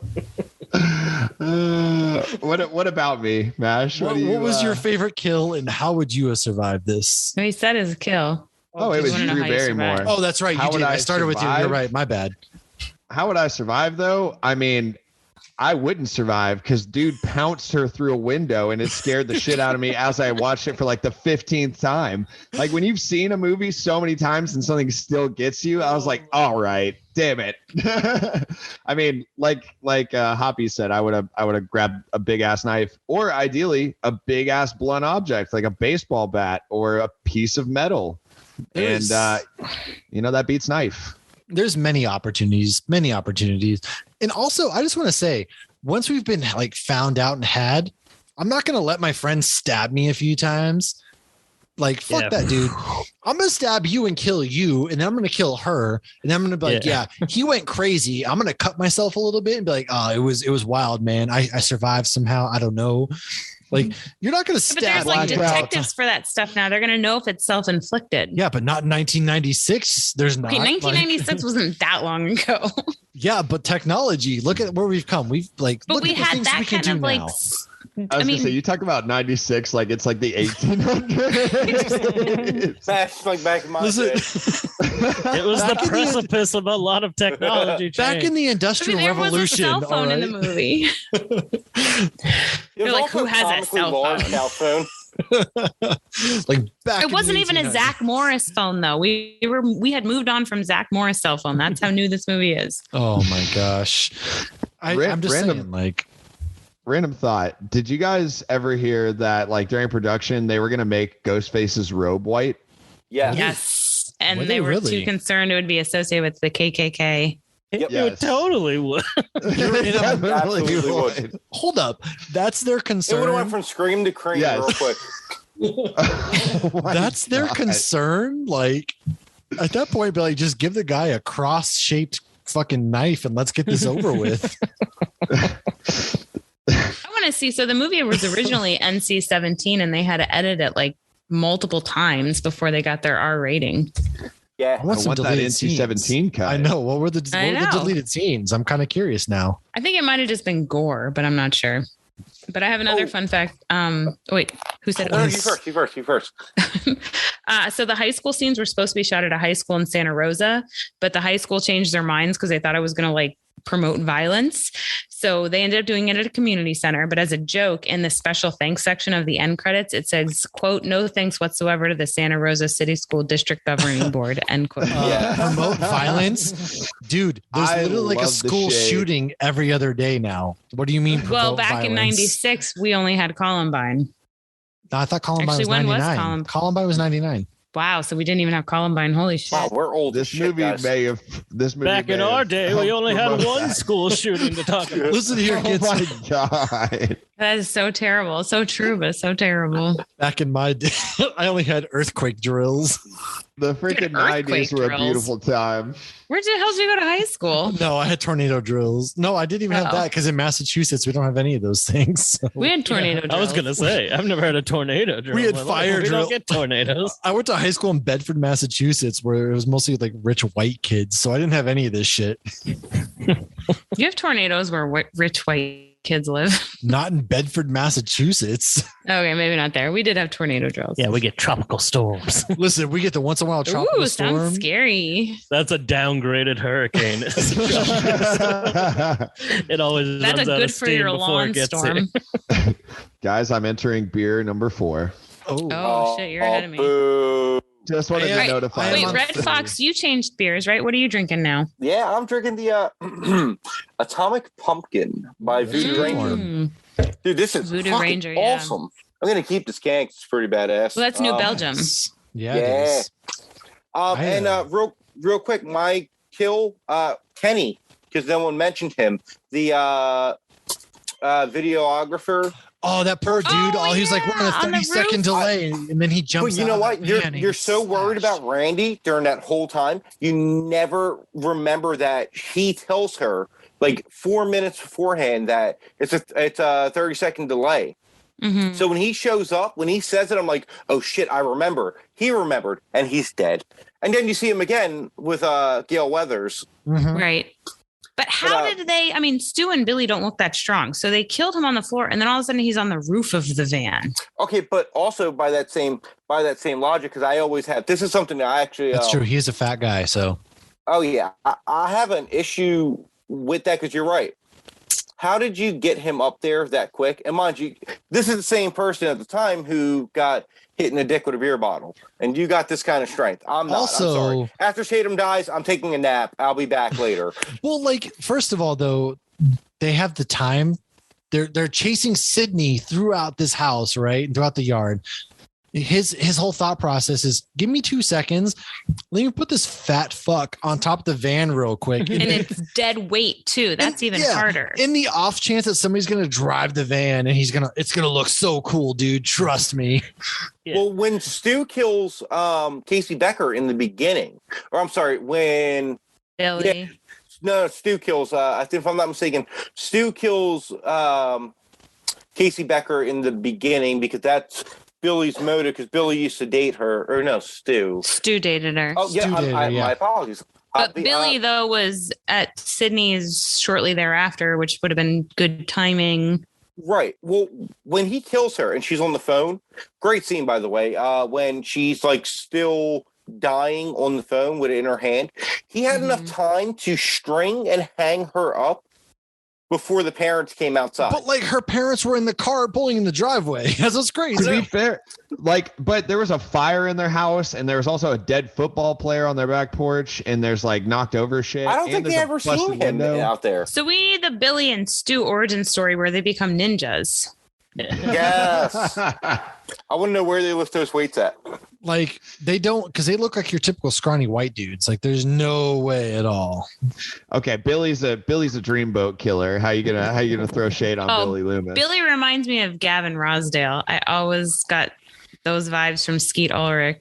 He's Johnny Depp. He's just Johnny Depp. No, he really does look like poor man's Johnny Depp. Yeah, a little bit Johnny Depp. Yeah. He is Johnny Depp's character from A Nightmare on Elm Street. Yes, I was about to say they wanted Johnny Depp from Nightmare on Elm Street, but Johnny at that point was too big a star, so they casted this nobody. So they made a Johnny Depp. A laboratory. What's the closest thing that you can find to Johnny Depp? Get me that. Question for y'all, and stop me if you've answered this already, but who do you think was the killer that was trying to kill Sidney the first time they came to her house? Do you think that was Billy Loomis, or do you think it was both him and Stu, and he was on the call and then Stu was the one attacking? I think it was Stu attacking and Billy was on the call hanging out outside her window. That's what I think. See, what I always wondered though, like when Jamie Kennedy made the comments of like, these are the rules. So we're in Stu and Billy even said, we watched a lot of movies. It was fun. Were they intentionally following the rules? And was that why Billy was pressuring her to have sex? Or was he just pressuring her to have sex because he was her boyfriend and he wanted to have sex with her? That's a really good point. I didn't even think about that. That is a really good point. So, okay. See, to be fair, more you watch this movie. To be fair, though, as a high school teenager, you got a girlfriend. You're just trying to get it wet at that point, right? Right, and that's it's what everybody's thinking when they watch that scene. Like, this isn't surprising, but then as soon as she does it, they're like, "Oh, you did it! Now we can kill you." Her revelation there, though, of like, you would have had to call me from the police station to. Like, she was smart as fuck, dude. Like, right? Did he have a fucking voice changer inside the police station when he's making his one phone call from being arrested? Like, what if he, even if he did, what if the cop walked up and was like, "All right, pal, your time's up"? Wasn't it Stu who called him? No, it definitely was, but she was just like putting it together, asking questions, which is, it's smart. That's probably the smartest we get from. But she was doing that right after, like, she had just had sex with him. True. I know. How is that your post nut clarity is? Wait a second. Well, in her defense, most girls don't post nut the first time. Well, that's true. His is just like, oh, maybe I shouldn't kill her. And then she starts talking all deep and stuff. He's like, I got to kill this bitch. I'm sorry. Yeah. No, right. You know what? Hoppy, I'm going with what you said as headcanon. Billy definitely had sex with Sidney purely so that she was fair game to be killed. And that is also why she survived her first encounter with Ghostface. It was because when he knocks her head against the floor, he totally could have stabbed her to death. Like, oh yeah. He paused, so there was, I'm going with that. I like that a lot. I think that's fantastic. Look at that. I like it too. Look at that. Well, if I could. I'm absolutely. No, jump in. Oh, what do you got for us? Check it out. So I got another fun fact here. Just circling back real quick to our favorite kills. Second favorite kill, Stu dying at the end. He has one of my favorite final lines. He's like, "I've always had a thing for you, Sid." And then right before she drops the TV on, she's like, "You wish." Bang. So, quick fun fact. I'm not sure if this was ever confirmed. If I'm not mistaken, it was a rumor that Matthew Lillard did not confirm. Originally, for the script for Scream 3, they were going to do the script was based around Stu surviving that incident and was going to lead from jail almost like a cult of Ghostface. And to back the theory up, in Scream 2, if you look when they're at the Kappa Beta Zeta party, whatever, insert Greek alphabet here, party, you see Matthew Lillard in the background of one of the shots. Do you really? Oh, They wow. did not go forward with it because of, if I'm not mistaken, Columbine was the reason they decided not to go through with it. Columbine, there was one other thing that they cited. They did not go through with this. Now, again, rumor or unconfirmed fact, Matthew Lillard, if I'm not mistaken, refused to comment on it. But yes, also I seen Matthew Lillard at Monster Mania Con like a month or two ago. Mm-hmm. Oh, dude, he's like one of the people I want on this show the most because I love that man and literally everything he is in.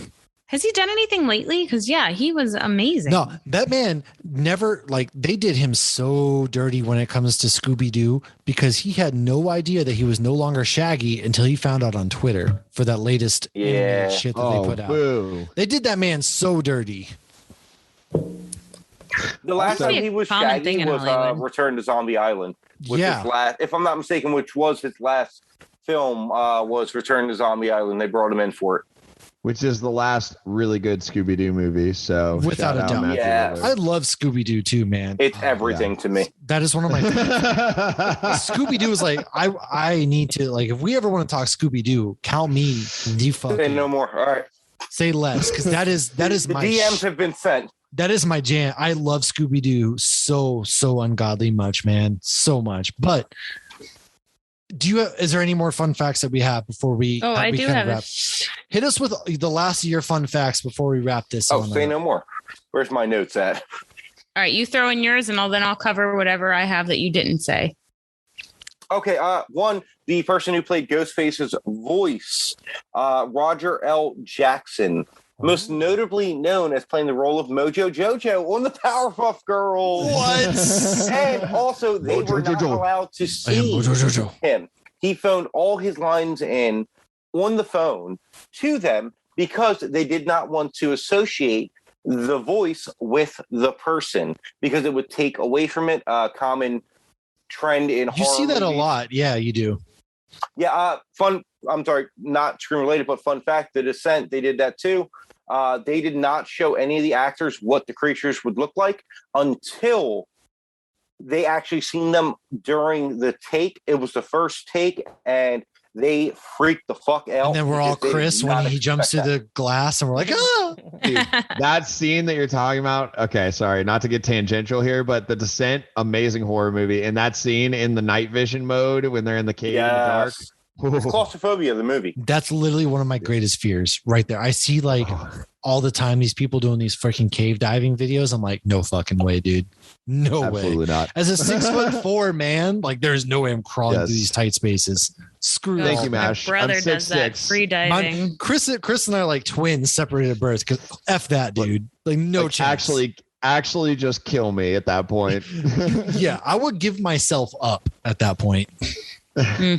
But yeah, they did do that to get more genuine responses. They felt.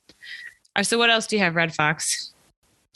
My other fun fact, let me just go ahead and scroll through the notes here. Oh, yes. Actually, Drew Barrymore was, Drew Barrymore was, my bad. In E.T. In E.T. Did a lot of cocaine. Linda Blair also had a cameo. Linda Blair, most notably by The Exorcist. She was actually one of the reporters outside of the school. And my last. Did you see her though? Because I looked for her and I did not see her. I can't find her. She's no Gail Weathers. Oh no. Maybe she cut her bangs a little differently. She's not wearing bright yellow jumpsuit. Right. The other fun fact that I actually had was this actually almost got directed by George Romero and Sam Raimi, but they both turned it down. Craven turned it down once before as well, but then ended up coming back, if I am not mistaken. And Robert Rodriguez too. Yes. Dang, those are all solid. Wes Craven only dude. came back because he said we got Drew Barrymore for Sidney Prescott, and then Drew Barrymore obviously changed her mind, but then Wes Craven still stayed on. He was like, "Fine, I'm already here." Right? I think we read the same article. Yep. I did a bunch of research. It was a really good one. Like when I search fun facts, like I'll come across one and I'll keep like 7 out of 15 of the fun facts. That one article, I was like, these are all amazing. I'm throwing my hat in the ring here. I have a quick, I'll rapid fire them. So Reese Witherspoon turned down the role for Sidney Prescott. Ooh. So did Brittany Murphy. Oh. Yep. And another thing. She would have been terrible. Absolutely. So Robert Rodriguez, we mentioned him earlier, and he, ironically enough, turned down directing the actual film and directed the footage for the fictional in-universe film Stab, which we need a movie for. I would love. Yes. I would absolutely direct the DVD, make it as shitty B-rate as possible. I will buy every one. I will be there. Yes. But you got to throw Shannon Doherty in it too, as a nod to Jay and Silent Bob. Yes. Oh, and Clerks. I did not notice that until this time when I watched it. You can see the Clerks VHS on top of Stu's TV. Oh, I'm sorry. Real quick. Fun fact with Clerks 2 in Jay and Silent Bob Strikes Back, when they're filming the third Scream movie, because Scream loves to be meta. Mm-hmm. There's actually a scene where they're filming it and it turned out to be the monkey. And I forget the actor's name. It's like, God damn it, Wes. He was like, well, listen, all the internet polls say people love monkeys. And then Jay pops, he's like, I love this fucking monkey. Like, see, I told you. So you see them in Scream 3, and then you see Shannon Doherty in the scary movie in Jay and Silent Bob. Yep. So they both did it both. Okay, I'm sorry, Chris. Go ahead. No. I love how like interconnected it is, like across like just pop culture in general. That's one of the reasons why I love this movie so much. And that brings me to my next fun fact. So the boyfriend in Psycho was named Samuel Loomis. Samuel Loomis was obviously Michael Myers' doctor. Yeah, I was about to say Dr. Loomis. Yep. Halloween. And in this movie, the teens are watching Halloween. In Halloween H2O, the teens are watching Scream 2, making this film self-acknowledging, showing that in the Halloween franchise, movies were based off the murders, and in the Scream franchise, there's obviously the Stab films. Yeah. Wow, you blew my mind. I just thought you were going to say Billy Loomis. I am currently Pepe Silvio, or I'm Charlie talking about Pepe Silvia on. I gotta say though, the way they talked about, we do. The way they talked about Jamie Lee Curtis in this movie, I was like, nobody ever finds Jamie Lee Curtis attractive. But have you seen True Lies? But facts. Carrie, she was cute in the OG. My wife has two friends. My wife has two friends, and they are infatuated with Jamie Lee Curtis. They find her so attractive, and I'm have like, you seen True Lies? What? Come on. What? Like, no. Trading places. She's she's old enough to be your mom plus some, but like she was hot in her day. I don't see now. She's no Glenn Close. No, she. Well, I mean, now every time I see her, I think of like yogurt digestion commercials, but like your mom was no Sharon Stone. Yes, I think of Activia. No, I don't know. Anyways, Glenn Close. My final question. No, go. I'm sorry. My very last one, I promise. I just wanted to touch back on what we were talking about earlier on how they got that R rating.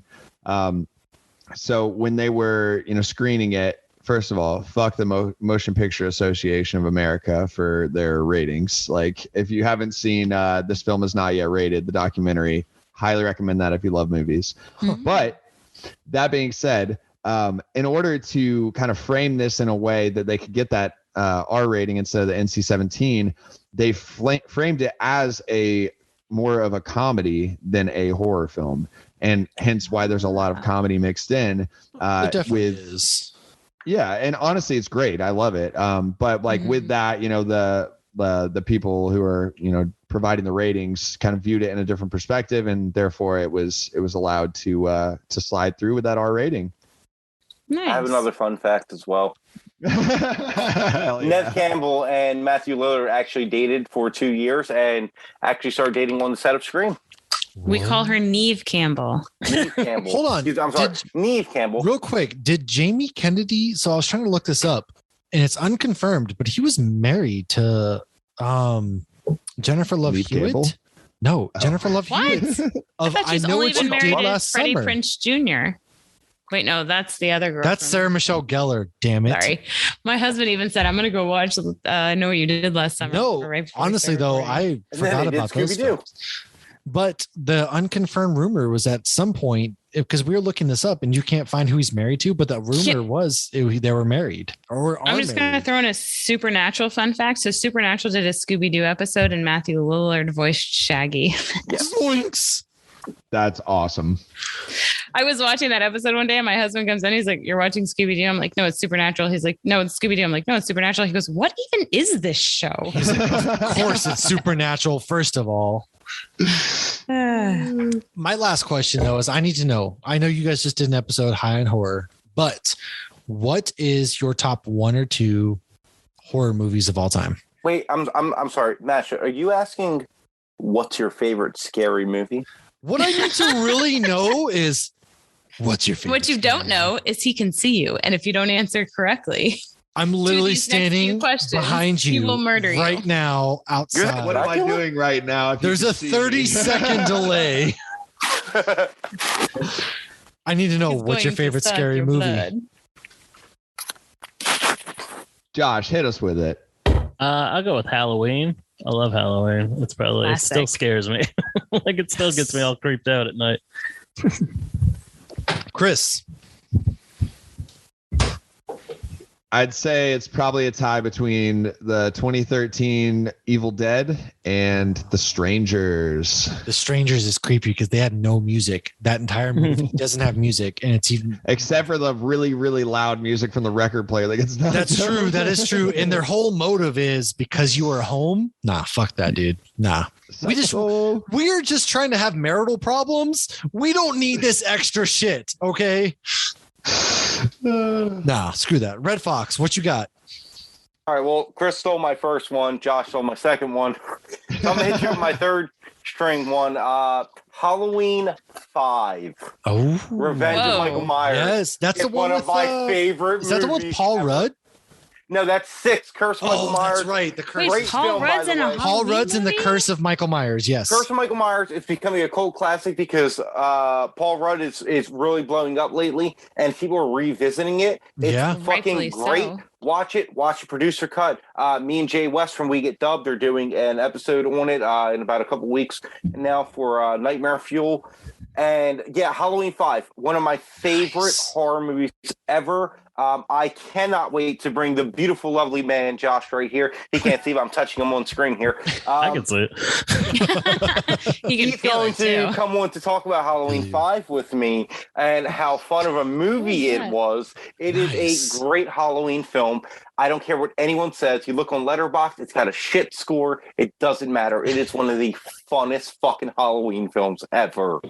It's great. That's fair. My man fork somebody while they're forking each other.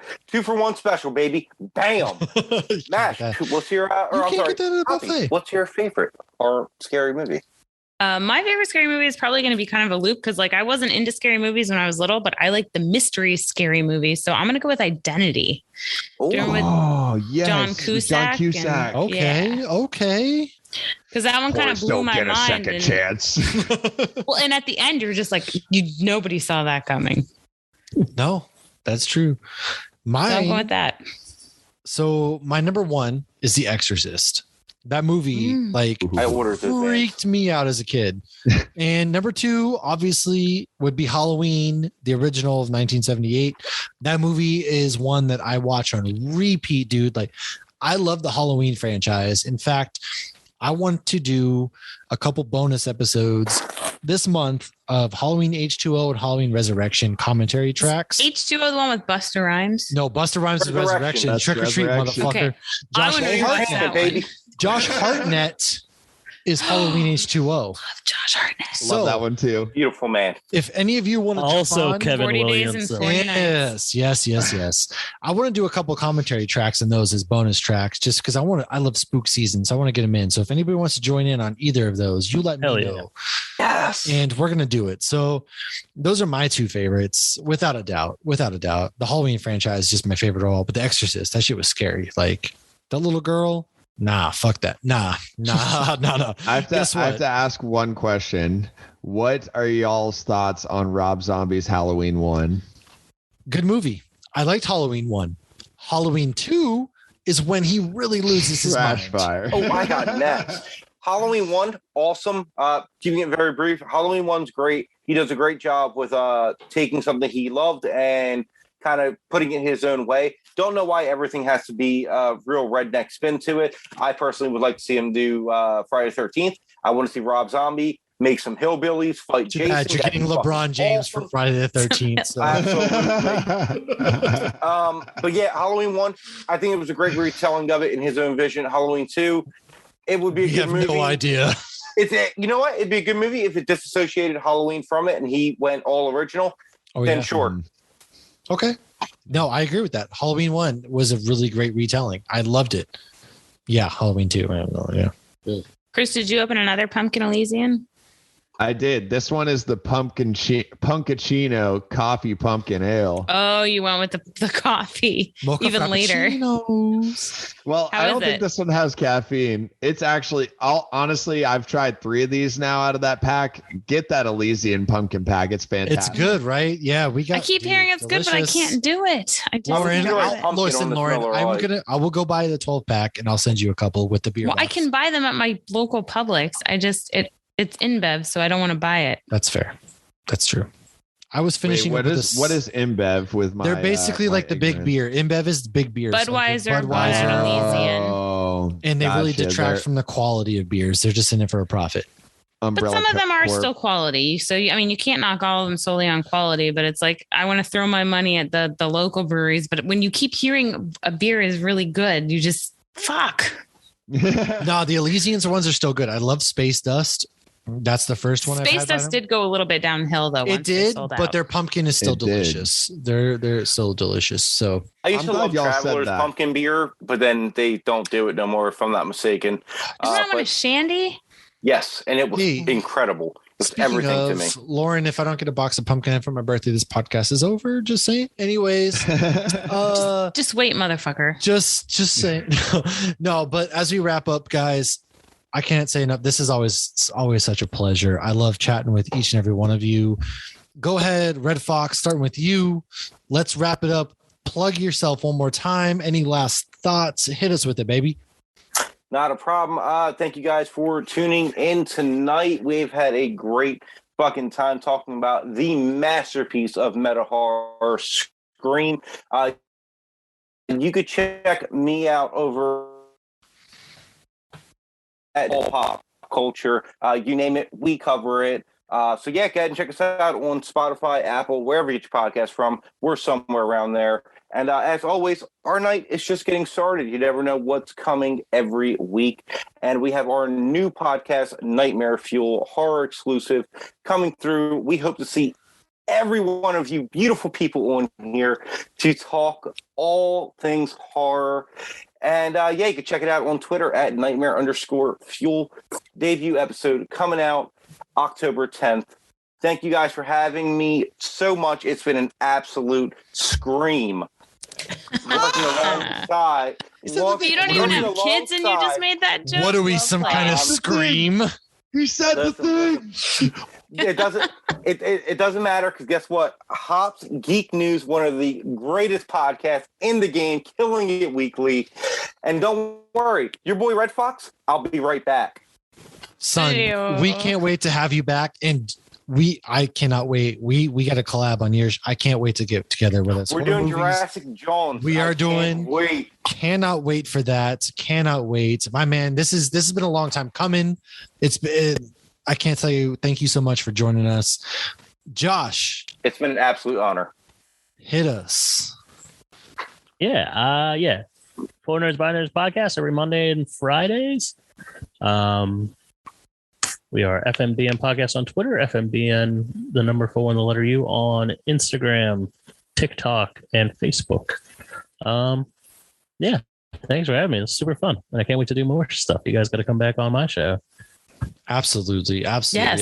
Always a pleasure. I get to chat with you gentlemen every single day, and it's a highlight of my day. It gets me through. I don't. I only chat with Matt. I feel like I'm missing out. That's not fair. I comment on all your beer pictures, and I'm like, this beer looks beautiful. I mean, if you really want Lauren, we kind of have a He-Man woman haters group going, but I guess I can always add you in if needed. Well, I will say what's funny is I was even texting him today because, he handles the Twitter. And for the most part, I do the Instagram. But people will respond to me like I'm Matt and they call me dude and pal. Sometimes and I'm like, I don't think I just want to say I'm so sorry in advance then. Well, no, I don't know if you've done it. Maybe you have. You guys all know that Lauren is a part of this podcast, but I feel like there are some people that have no idea that this isn't just me. I'm sorry. Even though every single logo has a guy and a girl. Lauren is the Billy Loomis Stu combo. We definitely do. We have a Billy Stu relationship going on. We Stu do. combo. I'm convinced. Like people don't realize. It's like who's talking right now? Who's killing who? Well, now you just ruined our plot to murder everyone. Thanks a lot. It is true. I am the Twitter. Did Matt the Instagram. Yes. Oh, my internet's all of a sudden being unstable. I apologize. Too much amazingness in one night. Yes, I am the Twitter. Lauren is the Instagram. But Chris, final thoughts. Let me have them. Okay. First of all, I was going to try to work in me saying who's there, but I forgot exactly what I was going to say. So, Redfox, you win this round. Well played, sir. Well played. Thank you guys so much for having me back on. This has actually been phenomenal. I love this movie. I love talking about it. I love talking with people who also love this movie. I feel like we all brought our own spin on this, and it's just been my boy Josh over there. And I hopefully we'll be back soon, and y'all need to come on the Geek Peak. We'll play some trivia or something. Come kick your asses and music trivia. We need some trivia ASAP. Ooh, my co-hosts will absolutely have a meltdown if I'm gonna play them that clip and they're gonna be like, I'm sorry. I love the defeat when you guys were like the bells of Notre Dame one. Oh my God, that hurt me. I don't think anybody could beat Lauren in Disney trivia. Get it though. I'm gonna be honest. I don't think there's somebody out there. Challenge accepted. We gotta have a mass trivia night. Are we talking? Yeah. Okay, are we talking Disney parks trivia? Are we talking movie? Are we talking music? Because these are all different. We're talking movie, and I know a great Jeopardy host. His name is Josh from the Four Nerds by Nerds podcast. Josh is incredible. Lauren, will see you on Four Nerds. I was going to say this sounds like we've already established a challenge because I think we should need to do that. I will say earlier, I was talking about Lauren, Disney World, and you said I love Disneyland. I don't care the strap for no reason. I will see you. He's got the belt back on his shoulder. Mommy on Four Nerds by Nerds. Okay, Matt, do you need my mailing address now to send me that belt, or do you want to wait until after I beat you? Ooh, I love it. I love it. Matt, she is the heart and soul of the Hops She Geek is. News. This is what I'm saying. Y'all don't realize, but Lauren is listen, Hops Geek News. Hoppy, if you could please just sign this for me as the first person to win this from me, I would absolutely appreciate it. I will mail it out just to have it signed by the one and only Hoppy Mommy of Hop Geek News. I got you. Mash, if you don't mind, if I can please just plug one last thing. I personally would like to give a shout out to High on Horror. Our boy Josh and Chris coming through, throwing it the fuck down on all the horror knowledge. Follow them on Twitter at HONH Pod. On Twitter, they just released a brilliant episode on Hereditary. Oh, yeah. Everything about this horror podcast has made my spooky season complete. Josh, Chris, you're absolute inspirations. There would be no Nightmare Fuel if there was no High on Horror. I appreciate what you guys have done so much. Great podcast. Check them out there on episode 3. Check it out, Dog Soldiers. Mwah. Never heard of it until they said it, and I immediately watched it. Great film. Thank you guys. Giving me a boner. All right. I was going to say, they're thank available you. Thank on you. all your majors. While we're talking high end horror, shout out to Miles because what's up, Miles? Shout out to Miles from the Disc Dump Podcast. You can catch him right there on Twitter at the Disc Dump Podcast. And Josh, I'm a little jealous that you drove from New Hampshire down to Pennsylvania to just watch a movie with him, but that's fine. It's whatever. I've been asking you to come home for months, sir. Listen, I live in PA. Listen, it's fine. No, it's fine. It's cool. It's cool, man. I'm fine. We're going to have a big podcast meetup where we just all drink beers and watch a shit ton of movies. Oh, dude. I'll cancel everything I have planned, which is nothing. They're all from the Northeast. I feel like it's going to have to be a Northeast versus Florida thing now. No, y'all are all. All we have to do is bring mashed potato time down. I mean, you're telling me, like, all you got to do is to take me back over there, transplant me. I should have, never mind. I'm not going to get into it, but I should have not have been left from New Hampshire at this point in time. I should have still been there. Whatever. It's fine. It's fine. It's cool. As we wrap it up, gents, we're going to be doing a big trivia night because the gauntlet hath been laid. As we see, my boy Redfox is chugging Miller Lite. He's going to lose the strap to my illustrious co-host, Lauren, aka the Hopping Mommy, Chris and Josh. I can't wait to link back up with you guys. I'll be talking to all of y'all very soon. And thank you again for joining us on this fantastic, spooky edition of Hops Geek News. Check us out weekly. Just search Hops News on all your favorite platforms. And cheers, my friends. This has been a Hops News production. You can find Hops News on all your favorite podcasts and social media platforms at Hops News. Cheers.